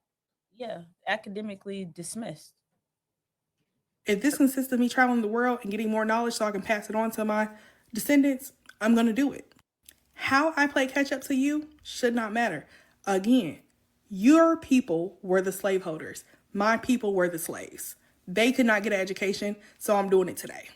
And I think it goes to show that our education system is really based off of greed and money. So the same thing Black people have been saying for decades. Everything's about race. Yes. Yes, it is. I typed out a couple stats for you, so I'm going to look over here real quick and read them off to you. Princeton found that Black applicants were 23% less likely to be admitted to selective colleges than their white applicants with similar academic credentials. Why she keep on bringing up Ivy Leagues? I ain't gonna lie, and they gonna kill me for this, but based off of these snippets, it be reminding me of that Jasmine Crockett stuff, where how in the way they bringing up things that's not really going to the point. You are bringing up stuff. You're talking about the elite of the elite. Granted, there are white people that pay for that, but only the elite of the elite get into the Ivy Leagues. You went to Capella, a school anybody can go to and pay for it. Stick to that. She's trying to make her argument so bad that it's not working. And they're playing the black card right here. This didn't even call for none of the things that she brought up. This wasn't one of them type of things. Why you just didn't refute to what he was saying and answer the points versus trying to get people on your side and to create divisiveness based on what you're saying to see if you can win the argument. To me, you didn't win anything. You did not. Like, I want to finish it, but it's just BS already. Yeah. But I'm gonna let it play because I got to get my charger. The American Educational Research Association reports that SAT and ACT scores are strongly correlated with race and family income, not just academic ability, and their use in admissions systematically disadvantages Black applicants, reducing their likelihood of admission relative to white peers. Georgetown University's Center on Education in the Workforce found that Black students are significantly underrepresented at selective colleges, not because of lack of interest or application, but due to structural barriers and biased admissions pipelines that favor white affluent students. Affluent money. Because basically, as long as you have the money to pay the tuition nowadays, you can get into whatever you want, and it doesn't really matter if you're learning the material or not. So it's already harder for us to get in, harder for us to pay for it. Y'all got money, y'all get in more. But also, what happens when we get there? Just realized I've gone through this whole video with one earring on, but we'll talk about that later. Anywho, here's a study.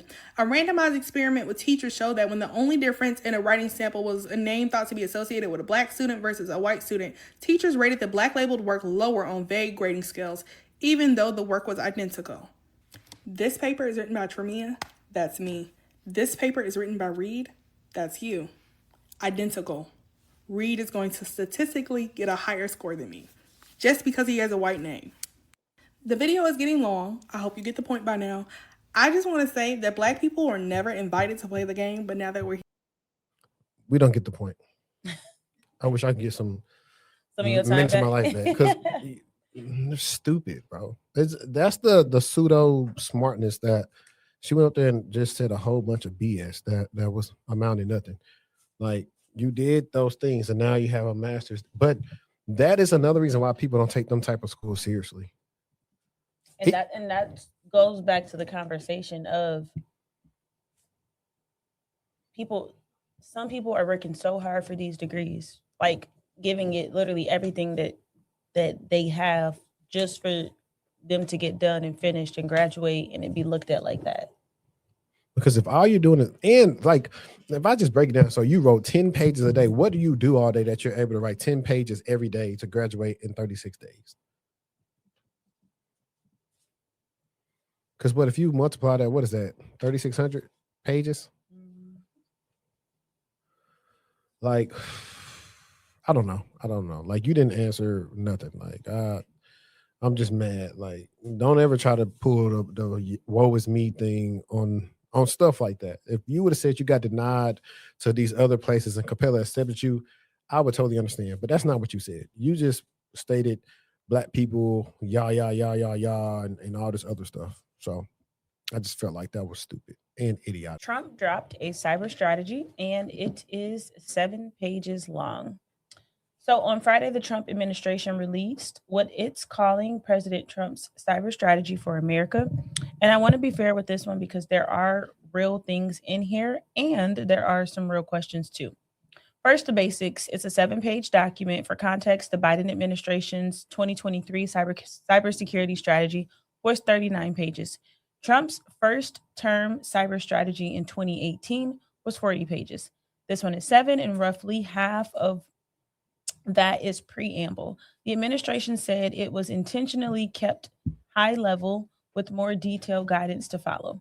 The strategy lays out 6 pillars: shaping adversary behavior through offense, promoting common sense regulation, modernizing federal networks, securing critical infrastructure, sustaining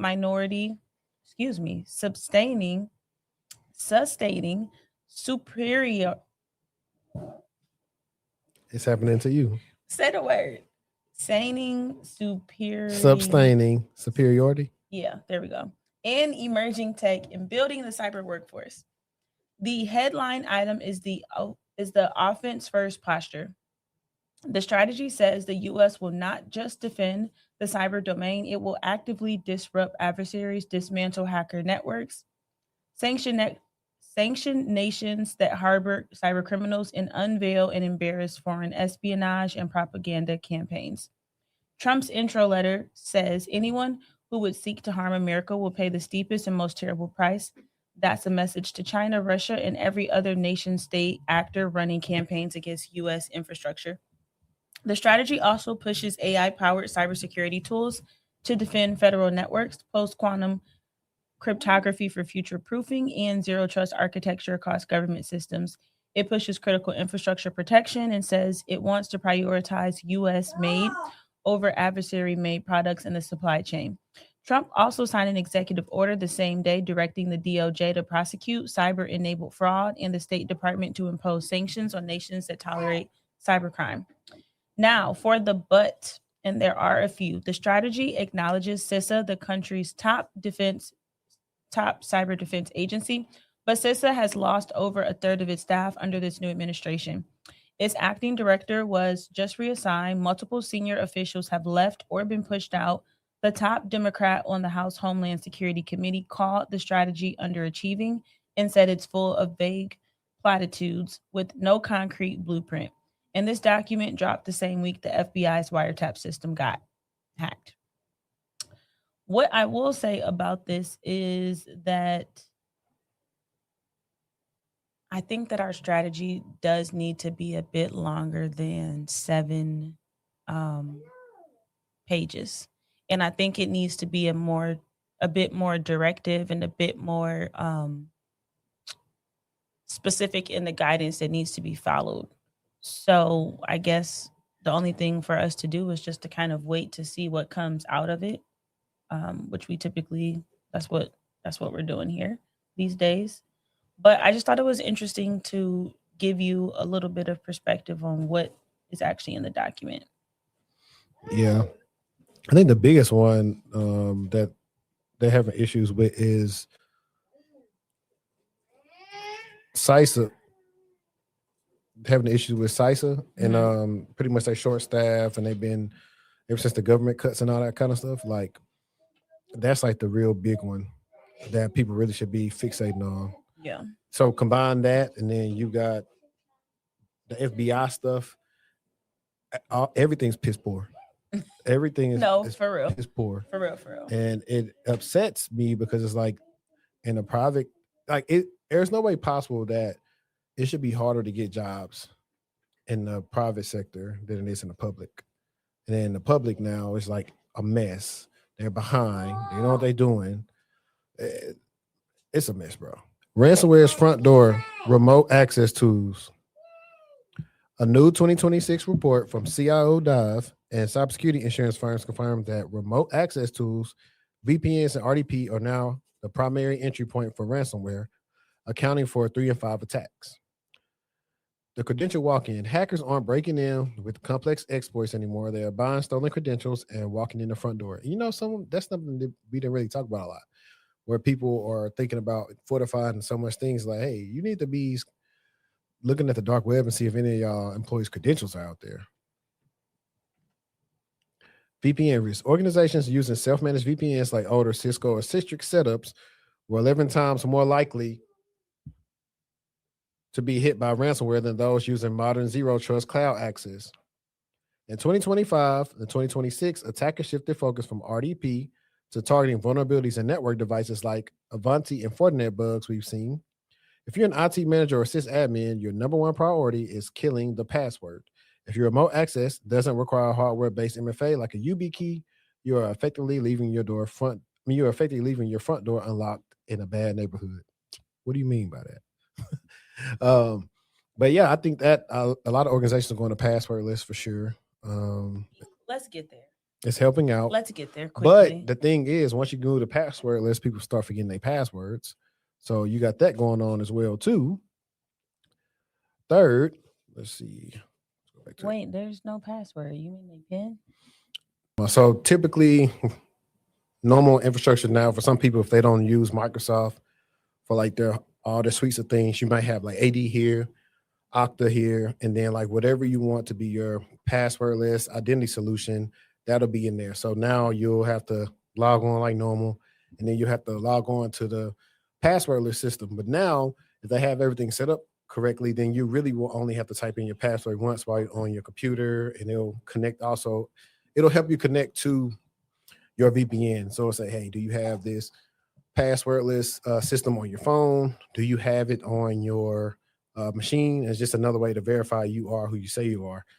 So that's technically the one password that you have to remember, but it still makes it tough because you got that, and then you got still got your password managers and all the different things. But it does make it a little bit easier for people not to, if they do get into your environment, that's another layer of conditional access. So if they don't have this, and this, they can't access nothing from externally. So they'll be out of luck. So where they have to rely on getting some RDP or something like that on the host or in a network in order to gain access.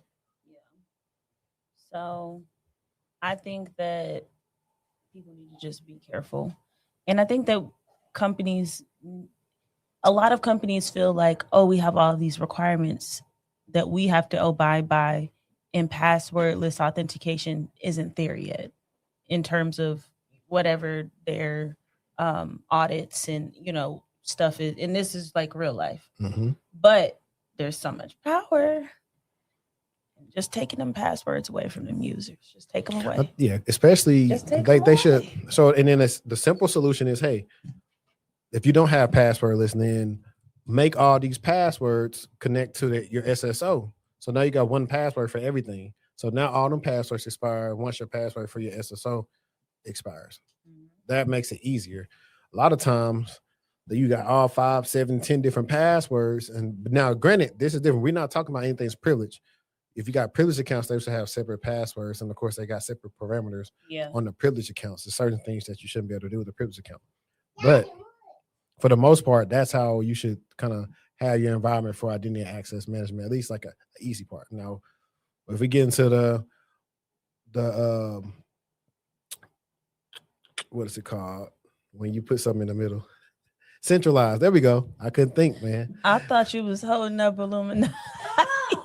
Nah, you gotta, when you centralize it. Like, what is that? Centralize, and then you automate your identity and access management policy. I think it gets a little bit different on what you want to do with automating those things and all the different stuff. But for the most part, I think that's still always going to be the biggest thing. To takeaways is stolen credentials. If you know you got hacked, or having your threat intel team scout the dark web or use of different services that say, hey, your credentials was found, please reset them. Also, don't make your password at work be similar to your personal password. So if your personal stuff was hit, somebody said, let me see where they work at. Let me see if this password works. They should be different passwords. You see people do that a lot, reusing the same passwords for both things. So doing that, better VPN solutions, upgrade your VPN. Do not use any out-of-date VPNs because it's going to cost you, because they're just old. You just got to update with the times. And security awareness, better detections, conditional access policies in case you do get popped, and you should be all right. Just make sure, like, the key term for this segment is robust network infrastructure. That's what you need right there to be safe. Today is actually International Women's Day, so I have a cute article for all of the gals that are tuning in. Shout out to y'all. Women are leaving tech in Europe, and AI is about to make it worse. So, in light of today being International Swimming Day, I saved this story for last because it deserves to be heard and it deserves our attention. So a brand new report from McKinsey analyzing 4 million LinkedIn profiles across the EU combined with OECD data and workforce analytics from AI hiring platform Findem dropped this week with a message that should alarm every tech company and policymaker in Europe. Women are disappearing from tech and it's getting worse. In 2025, women made up just 19% of core tech workers in Europe. That's already low, but it's also down 3 percentage points from the year before. In an industry where the talent gap is already projected to reach between 1.5 and 3.9 million people by 2027, losing ground on women in tech isn't just an equity issue, it's an economic crisis. Here's where the pipeline breaks. Girls actually slighter outperform boys in STEM subjects in primary and secondary school. They're doing the work, but only 32% of female students choose a tech related bachelor's degree. And then from that group, only 19% end up in actual tech roles. The funnel is leaking at every stage. Career progression is even worse. Women's participation drops up to 18 percentage points before reaching management role. The result, women hold just 13% of management positions in Europe tech companies. So you're fighting to get in, you're fighting to move up, and most of that is a losing fight. Now we have AI entering the picture. And this is the big moment. AI is eliminating a lot of entry level tech roles, which are often the on ramp that women use to break into the industry. But it's also creating massive demand for mid level and senior roles that combine technical depth with strategic judgment, ethical oversight, and governance skills. The McKinsey report actually calls this an opportunity if companies deliberately invest in reskilling mid career women into AI adjacent roles. The talent gap could be solved and gender representation could improve at the same time. But that's not happening on its own. And the rollback of DEI programs in the US and increasingly in Europe is making it less likely without policy intervention. So, what I want to say on this nice, lovely International Women's Day is that this data is big. Girls are outperforming in school. Women are getting PhDs. The problem is not the pipeline, the problem is the doors that close after the pipeline. We have culture bias in advancement. We have a lack of mentorship at senior levels. We have caregiving burdens with no support structure, which are really the leaks. And then, of course, we talked a little bit about AI, which was supposed to be this great equalizer, but it might actually widen that gap that we're kind of talking about here. But that's that. Yeah. I definitely I'm mad I can't find the other article I had because it was going to tie in to the stuff about Black people, women, leadership, and all the other stuff. And, you know, how I see a lot of times women leave leadership just because it's an ongoing fight, never-ending battle. I know. You feel like it's because of mental burnout? Yeah, because you have people that do not just want to serve on the Black women. I've seen it. I've literally seen it. I've seen it happen. And vice versa for a Black man. You'll see it happen to where, like I said, it's not a lot. Like, think about it. Sarah Bond just stepped down from the president, or was she the president or CEO of Xbox Live? Yeah, I mean, she just stepped down. We're not gonna see like another Black woman take her spot. Granted, I want people also to know, like, hey, the Black people that always get put in leadership positions, I'm gonna say most of the time, because there could be somebody come nitpick me or whatever. They mostly are overqualified for what they're supposed to be doing. And they had to work extremely hard to get there. Now, I think also, if I go back to the point about women disappearing, I know over the last 6 years, I met like a lot of different women that are making a lot of money, and whether it's in cybersecurity, tech, or other avenues. And a lot of them really realize after the grind's like, a lot of them say, I just want to be married, have kids, and have somebody to take care of me. Because of, I think innately, if everybody could just follow their passions, they probably wouldn't be doing what they want to do or doing what they currently do to make money. And I think that's one of those things as well too. Whereas I think I said a show where it's like, you know, I think the girls are outperforming the boys, and which I think is true, because I think women are a little bit more detail oriented than men, just by and large. Like, yeah, fixate on everything. Not too much. It's International Women's Day. Yeah, I do, but that's what makes y'all good in cyber. That's why I always try to get women on our team, because they are detail oriented. Whereas, you know, the mill probably a little bit more big picture, more they may get tired of sitting down and learning. Like it's just different learning styles, I would say too, when it comes to that as well. Question. Mm-hmm. If money wasn't an issue, what would you spend your time doing for a living? I actually would spend my time doing this if money wasn't an issue. Full time? Yeah. Period. I think I would spend my time doing this on top of other stuff. Just because I think I would. But I actually, in a perfect world, I would do this, but also I probably have my own company where I do like the same stuff you're doing. Yeah.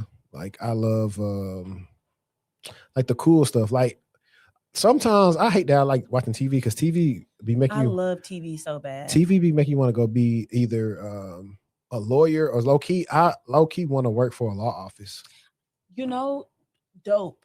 It's and they actually have people that work there. Yeah, they be think paying. About it from a forensic perspective. They might need somebody on yeah, board. They be paying. They got them. one. They got some roles in Dallas for that. It's a guy. I'm not opposed to that either. One of my old clients actually was like a sysadmin at a law firm, and now he's a security engineer for another company. But no, because I'm very intrigued at the different cases that come in. It's same. Like I would love to go work in what was it called? What was Jessica's last name on Suits? I don't know. I didn't watch it. Really? No. Thank you. Well, anyways, Harvey Specter, Lit, and I forgot what her last name was. You work with Jax?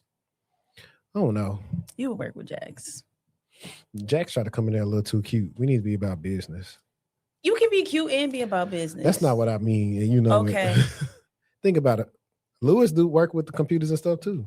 He do. But he a game developer. But he was getting finessed by that dude. Yeah, for real. But he would have been out the door quick. But I'm just saying, you know, like it's some people that's coming to work and there's some people that's trying to be seen being cute at work. That's what I mean. Jax be trying to be seen. Especially let what's your boy name? The bald head. Let Morris Chestnut come in the room. You know she's trying to be seen.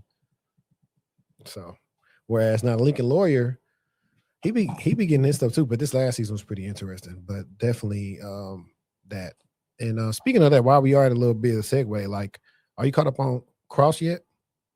No. What about Paradise? I ain't even started.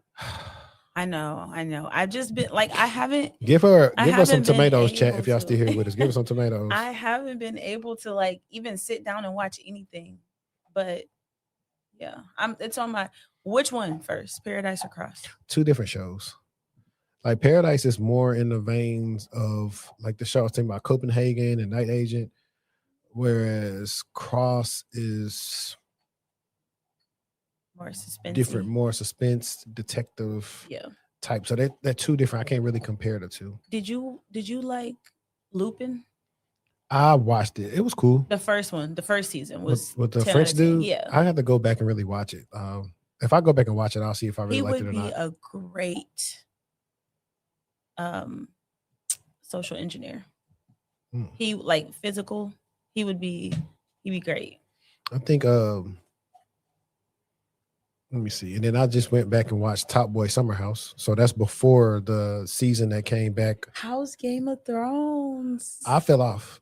I've been watching it. So like you said you're on season 2. Yeah, I'm on season 2. Really, I'm on 3 because I've been rewatching her because she's been watching it like, but I just fell off of watching it because I've been busy as well. Yeah. It's just one of them things where it's one of them shows you really gotta be hyper fixated and watch. And you have to like pay attention. Right. You look down, you done missed way too so much. I can't really watch it the way I want to because I'm too busy in my life now. And just like you said, the stuff I've been watching, I don't need to watch. Like it can just be on and I can hear it and catch it. Yeah. Yeah, but this show, I could, but I just doing too much when it comes to this. Is she watching the new one? It's not the new one. Not yet. She just rewatching. It's not a new one, but it's like a new spinoff. No, she's just rewatching GOT. But speaking of something that you said in that article was about mentorship. I had an excellent video about mentorship. Pop it on there. Well, let's see. Here you go, right here. I think this is something that everyone needs to watch, whether you're Gen X, Gen Z, whatever, because there are people that are career changers late in life, and they need to watch this.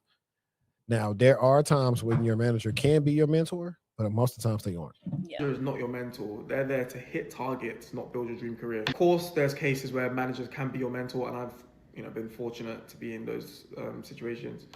There are certain situations where your manager can be your mentor, and I've been fortunate enough to witness that myself. But what you guys need to realize is stop expecting your manager to map out your future, because they're not there for that. Don't forget, they have a manager. If your growth does not improve their numbers, then you're just simply not a priority. And I think a lot of you guys need to realize that, especially if you're working in a corporate environment. The people who accelerate the most build sponsors, not just managers. They find people with influence, they try and sit in those rooms with people with influence, and that's how they build their career, not through trying to be a mentee to their manager, because I can guarantee you one thing, a lot of these managers do not give a flying... Anyways, guys, follow me for more insight on just, surviving life. I think he ate down. Especially with the a lot, especially if you're in tech, if you're in big tech, a lot of these companies have this high performance, culture. And just like he said, if you're not moving the needle significantly, you can move the needle, right? And it can just be by the bare minimum. But if you're not moving it significantly, you're not at the top of their list. And also, your manager I kind of don't all the way agree with him. So your manager, I feel like a good manager should be able to help you if you don't know, but I do think you still should come forth with something. Like if you were my manager, right? And I'm like, okay, well, I'm considering doing this and this next. You maybe can introduce me to some people who do A or B, and I can decide based on those conversations and interactions if I'm into it. However, what I can't do come to you and say, I have no idea, and then expect you to help me figure something out. You have to come with something already prepackaged in order for them to make it better, Right. If they're a good manager, because everybody doesn't have one. For sure. Yeah. So what I would say is I've been doing this all day. Visibility. That's a big one. So visibility. Giving reading rainbow. Hey, they need it sometimes. You got to put it right in their face. I did a LinkedIn learning course about this. One of the first things I learned when I got to Goldman Sachs was that my manager put me to the side and said, yo, if you stay here, the way you do, similar to what we're saying, get visibility, sponsors, all these people will decide when you get promoted and all this other stuff. That's one part of it, of how to promote your career. Second thing is you need to know what your end goal looks like. Like you said, you're going to have to present something to them, because most companies do not have a roadmap on, hey, if you start here, you can do this, you can do this, you do this, do this. You're not really going to find a lot of places. You got to figure out what you want to do, or you'll be the trailblazer to build that out. Now, granted, at a lot of companies, you'll find out that sometimes roles don't even come open frequently on like the team you work on. And so you may have to go somewhere else in the org, which is not unheard of. Third, some companies do have the thing where you can find like a mentor, like has this thing where you can get paired up with a mentor. You can do that. Or what I did sometimes is I just go find these people, search them on like wherever they work, or who's like, let's say it's a job I want to do. Now I see who's reporting to, and I can find them. This person be cool. So now you go throughout the way and introduce yourself, a person that you'll never interact with, and now they know your name. You can start coming up in some places, but like, hey, that guy from such and such team, he may not be what we need right now, but I think they got a good foundational skill set to work with us, in the future. That's kind of how you start getting on the radar. But you have to be the person to put yourself out there. That's the initiative. There we go. See how we tying it in? The initiative that you need when it comes to being in corporate America. You definitely have to have the initiative. The most successful people they just get it, and they got it, and it's understood. I kind of want to piggyback off what you said. Sometimes the people who are watching this video might feel like, but that's still not enough. Like, what do I say? Some things that you can say if you don't quite know what you want to do is maybe ask your manager, what do folks typically do after this role? Or what do folks typically do before this role?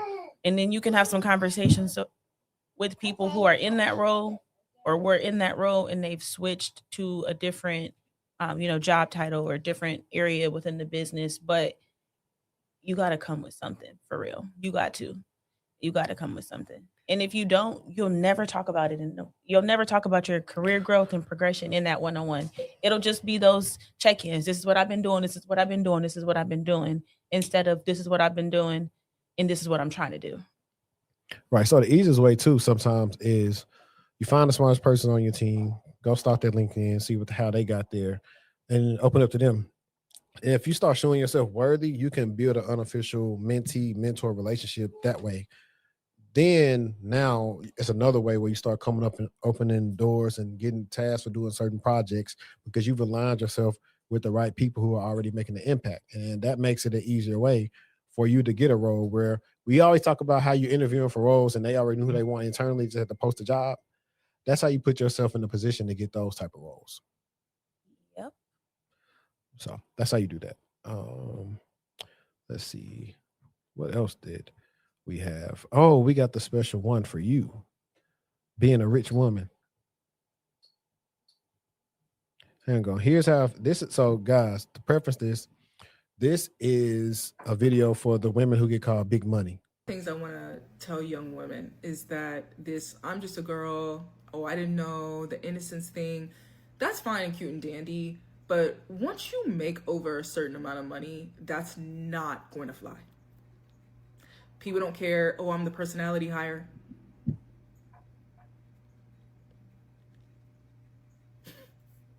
That's not working. Okay, over a certain amount of money, people are not playing those reindeer games with you. The expectations are much higher, the stakes are much higher, and that is because that company is paying you well over $10,000, $20,000 a month before taxes. That has to clear their account.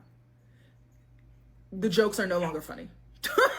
the being cute, is no longer a thing. Those men are they're gonna treat you like a man in that room. I promise you. I gotta pause it right there. What do you agree with her take right there, saying they're gonna treat you like a man in the room? Only the a-holes. But what does that even mean though? Treat you like a man. Yeah, like what does that mean? I don't like the way it sounds, so I don't agree. Yeah, because I mean, like, I've never been treated. I've never been treated like a man. Now, if you say they're going to want deliverables or something out of you, yeah, but I don't think that's being treated like a man. I think they're just going to treat you like a functioning employee that's supposed to do their job. Yeah, that's what I think right there. So sometimes when we're talking, we go a little bit further. Yeah, I mean, sometimes you gotta get extreme, but let's see. I promise you, it's gonna be, they're gonna do everything but curse you out because you're a woman, so they're not gonna curse at you. They're gonna curse at the motherboard, but they're not gonna curse at you. But they're gonna, trust me, you're a man in that room. So you want a soft life because you want to make a lot of money. Those two things do not go together. Your job is going to be hard, and you're going to have to develop thick skin, and but girl, that check, you know what I'm saying? The check is well worth it if you ask me.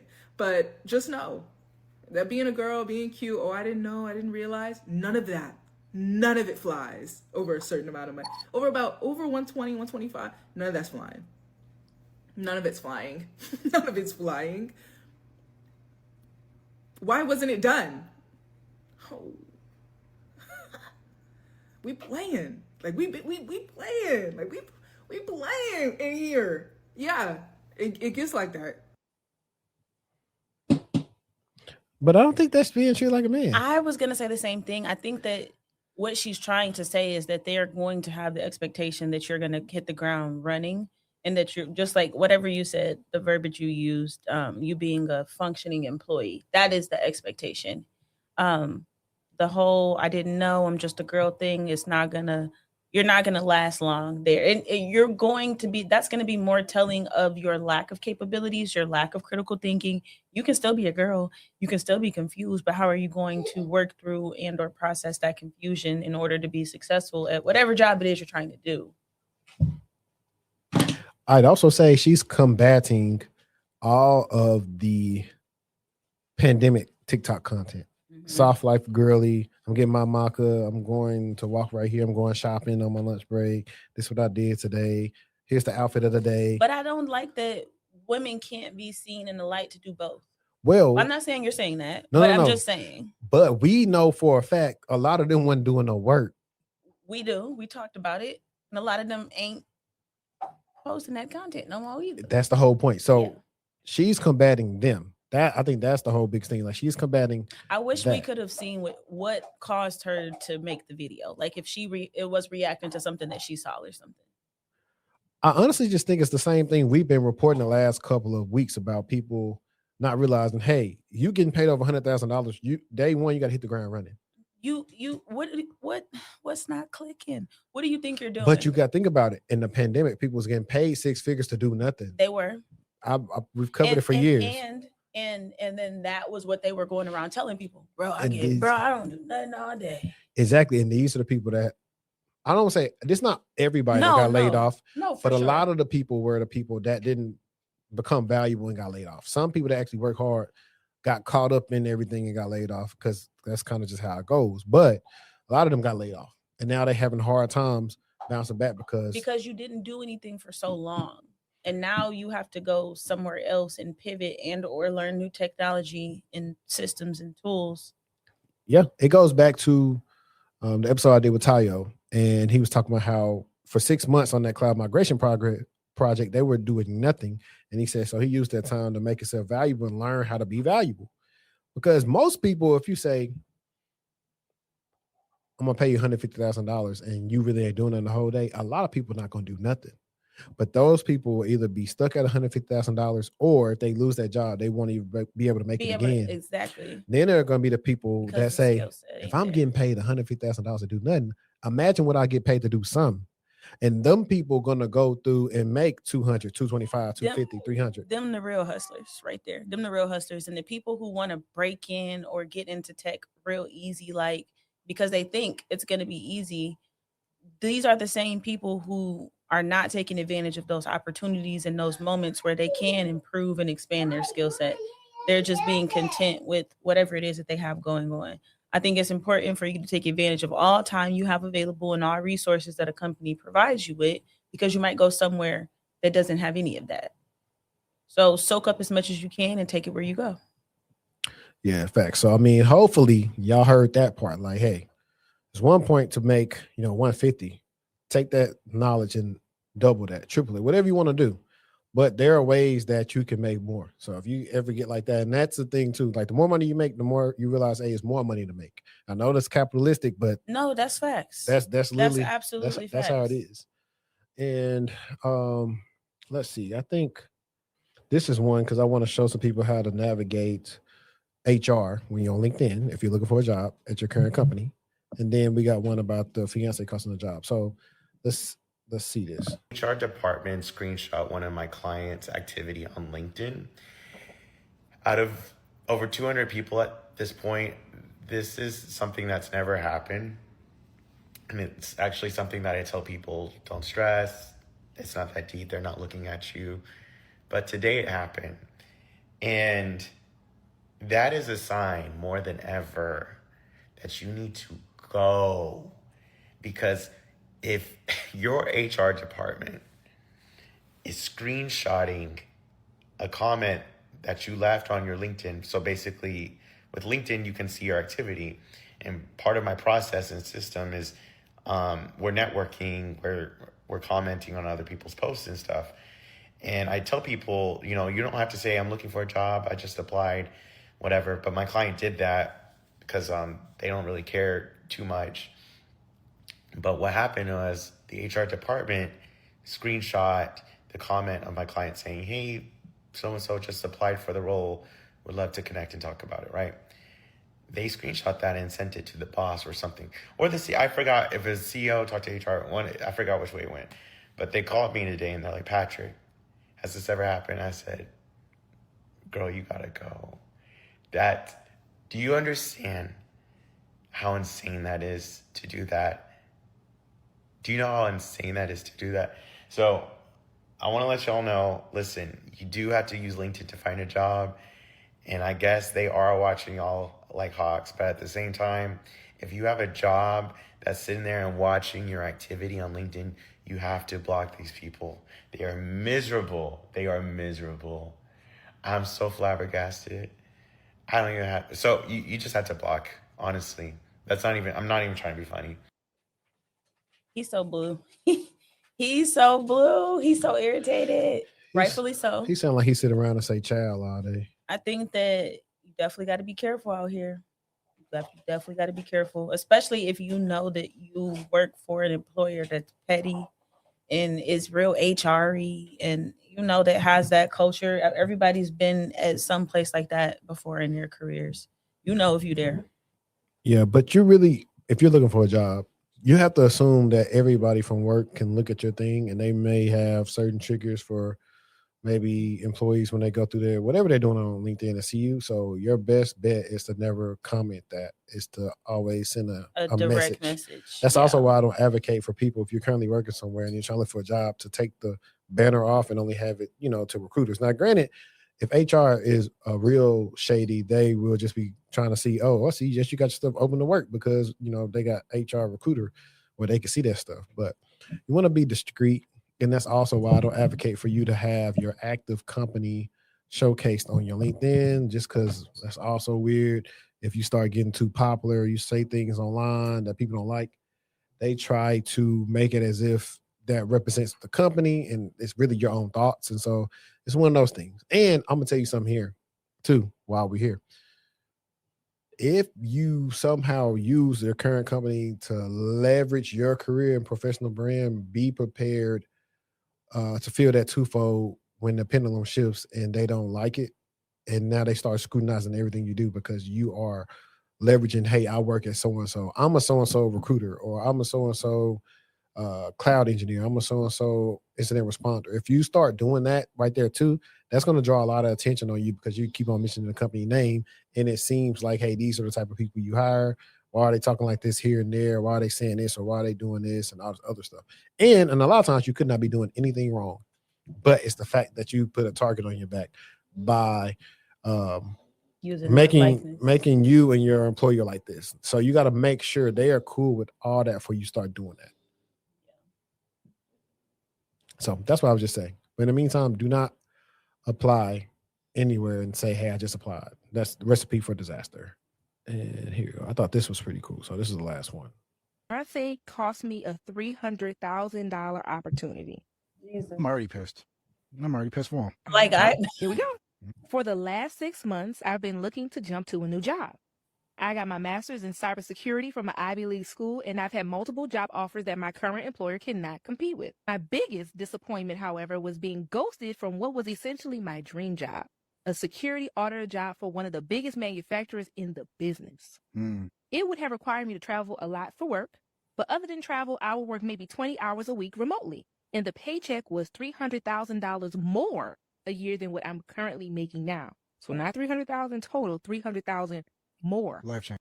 Just gotta stop. Like, what manufacturer you think they was interviewing at? What's the largest manufacturer in the world? Let me look it up. Than what he's making now. Wow. I went through 2 rounds of interviews and I clicked with the managers. Then they ghosted me. I was devastated, but moved on. I'm looking to start my next job in next month with another great employer. My fiance hated the idea of getting the original job. I would be gone for weeks, sometimes a month at a time, multiple times a year. I wanted to start a family, and so did she, and she told me she did not want to raise our future children alone, even if that meant she could quit her job and be a stay-at-home mom. She refused to talk about it as well, shaming me for even considering the job, when it would put us in a financial situation I could have only dreamed of as a kid. Maybe if we talked about it, we could have found some middle ground, but honestly, maybe this would have been the irreconcilable differences that ended our relationship. I'm just right here now. Hit that Randy Jackson. It's a no for me, dog. Bye. It's a no for me. I feel like this may be, I don't know what the fiance does, but I feel like maybe they don't want you to outshine them or something, but something is going on here. Like, there's no way possible. Like, if a person really wants you to succeed, they'll deal with it because they know eventually everything's a means to an end. I just was about to say that I don't believe in making crazy sacrifices like that. I think that, just like you said, if you love truly someone, you want them to do the things that make them happy. And sometimes that might not align with your preferences and wants, but out of the love and compassion that you have, you still support that. Right. Because it makes them happy. Or this person needs more to do. Like, if you're like, if me being gone that much is bothering you, granted, we don't have kids or nothing now. Like, I don't understand. I went to these Ivy League schools and I know I gotta. But That's why it's important to choose your partner, because you was with me when I went to this school. You know what I mean? We talked about it. You knew what the plan was. So that's why I really don't understand their mindset of doing all this to them. This week, I got a call that has resulted in me almost unaliving my fiance. Unaliving. You know what that means? One of the managers at the dream job called me up and said that they were heartbroken when I backed out of the process, but that they had another opening that would not require as much travel. I was so confused and learned that not only was I selected for the third round of interviews, 2 of the 3 senior managers at the company wanted to offer me the job by the third round. Unfortunately, I sent them an email after the second round saying that after discussing it with my fiancé, that the traveling was a deal breaker and that I needed to back out. I got to pause it right there because. Listen to me. No. You go first. I'm gonna eat it up. Because why is your fiance on your? It sounds like your personal laptop responding to so this already is leaving room for there to be an issue at work where you on my laptop doing things. Why are you even? How can you even get access? No. Let's take it first. You went to Ivy League and got a degree in cybersecurity. So thank you. You don't know how to protect your stuff? What? How didn't you know? I mean, it's in the sent folder. You're not really looking in the sent folder. Hey, I would have been seeing it on my phone, like the notification, the initial email. That's a lot of manipulation going on in this scenario. I immediately knew that my fiance went behind my back and sent that email. That job was probably the best thing that could have ever happened to me. Its salary was twice what I would be making at my new job that I'm starting in a month. It was with the biggest manufacturer in the sector, and it could have been a fast-track position to management. I had to excuse myself through tears from the call and had to hang up on the manager in the middle of the conversation. I didn't know how to write this without blood on my hands. My fiance went behind my back and ruined possibly the best opportunity of my career without any possibility of coming to sort of consensus between us. I'm livid beyond any sense of the word. When she came home that day, I saw red. When she walked in the door, I didn't know if I was going to flip my shit. I don't know how I had so much restraint that I had allowed her to leave the house unscathed after what she did to me. I told her that I knew what she did. She tried to apologize, but I refused to hear any of it. I told her she needed to get out of the house for her own safety. She called and texted me multiple times. I've ignored her, deleted every voicemail and text without even considering hearing her out. I finally answered this morning and didn't get a minute into the conversation before I burst into tears and hung up. I knew if I was to see her face to face again, would not be able to hold back next time. The last few days have put me in the darkest place of my life. I just got done texting her that it is over and we're through. That when she plans to come get her stuff, I need to be out of the house for obvious reasons. I'm considering talking to a lawyer to see if there's a chance to hold her accountable.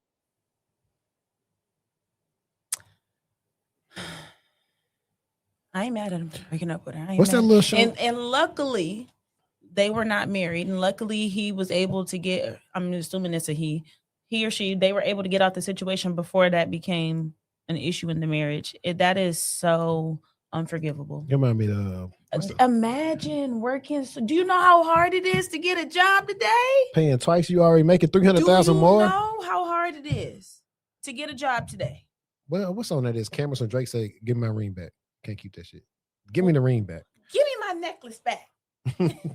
Like, no, I mean, he's like, I ain't gonna lie. It's probably some people in his family that like, hey, fam, just slide me some, and I got you. Just because ain't no way. You can feel how you want to feel. Not saying you, her, can feel how you want to feel. You didn't even try to have a conversation with it. Like you went full on. She overstepped. That's beyond overstepping. And then this was something that was going to change your life, not just his life, your life. Yeah, she created that boy didn't turn into Future. He gonna have a lot of trust issues. I would. Oh, God bless him. I hope he's able to stay connected with those part people. Part of me want to say, no, with this fake, because I don't really believe. I don't know any woman out here that's gonna trip. Okay, cool. I ain't really got to work if I don't want to. I can have a soft life. He doing this and that. I don't know anybody like life that. Be so ridiculous. I believe it. I do too. But I'm just saying, I really, they're just, if she was this sound like people, I don't know. I'm angry. I'm mad for him. I'm angry. I'm angry like it's because me. I visualized like when he said like he was like, imagine. Let's just say let's break this down. Imagine if this was a first generation student, right? First gen, first in the family to be making over it's probably 6 figures plus. Not just 100,000, not 200,000, not 300,000. It was about 4, 5, 6 somewhere. It was 300,000 more than what they were already making. Come on, yeah, come on, man. What? and the whole killing part about it is the fact that they was gonna offer him. It was his. They was gonna offer him. The fact that they came back, I really, really, really, really, really hope he's able to maintain that relationship. And also, how do you explain that? How do you explain that? It's hard to explain it because I can feel you, but I'm like, hold on now. You supposed to be in cybersecurity, this happened. Thank you. So how can I also trust you? Because my only thing is like this one I be wanting to get. This is like, see, we should start a whole niche where like I'm so upset. We should start a firm where we do PI stuff for stuff like this. Because how do they, like, did they using his phone? Was it an older phone? Because the new like iPhones, they test to see if you're actually up and not asleep. Because old phones, you can face unlock somebody like this and unlock. Now they want to make sure that you're up. So they have this patented technology that can check for you being up. Is that happen? Is it one of those? This is why I believe like there should be some segmentation. Like it's not a fact that I'm being like sneaky or anything, but no, you can't have a password for everything. Some stuff should just be your stuff and my stuff unless it's an emergency. Yeah. Or here, let me unlock it. It's just such an unfortunate situation. Like that's so unfortunate. Right. That's so, and then now you finna play victim, and now you finna go tell everybody that he was finna choose the job over. Like, come on. And they mama and probably said, I would have chose over you too. If you ever had your ex email a job on your behalf, leave us a comment below because we will read it and discuss it. If you had some weird stuff like that happen to you and you still here rocking with us, let us know. I'll be mad for you. Facts. But we are at the end of today's episode. I hope everybody has enjoyed it. Y'all been rocking with us. We had to get it in for y'all. Logistically, things happen, but we got y'all. If y'all enjoyed it, subscribe to the Patreon, share it out. Leave us voicemails. I think I posted last time. Go back and leave the voicemails. I don't know when it's going to happen, but at least by the end of 2026, something live is going to happen from Dallas. I don't know when, but something's going to happen.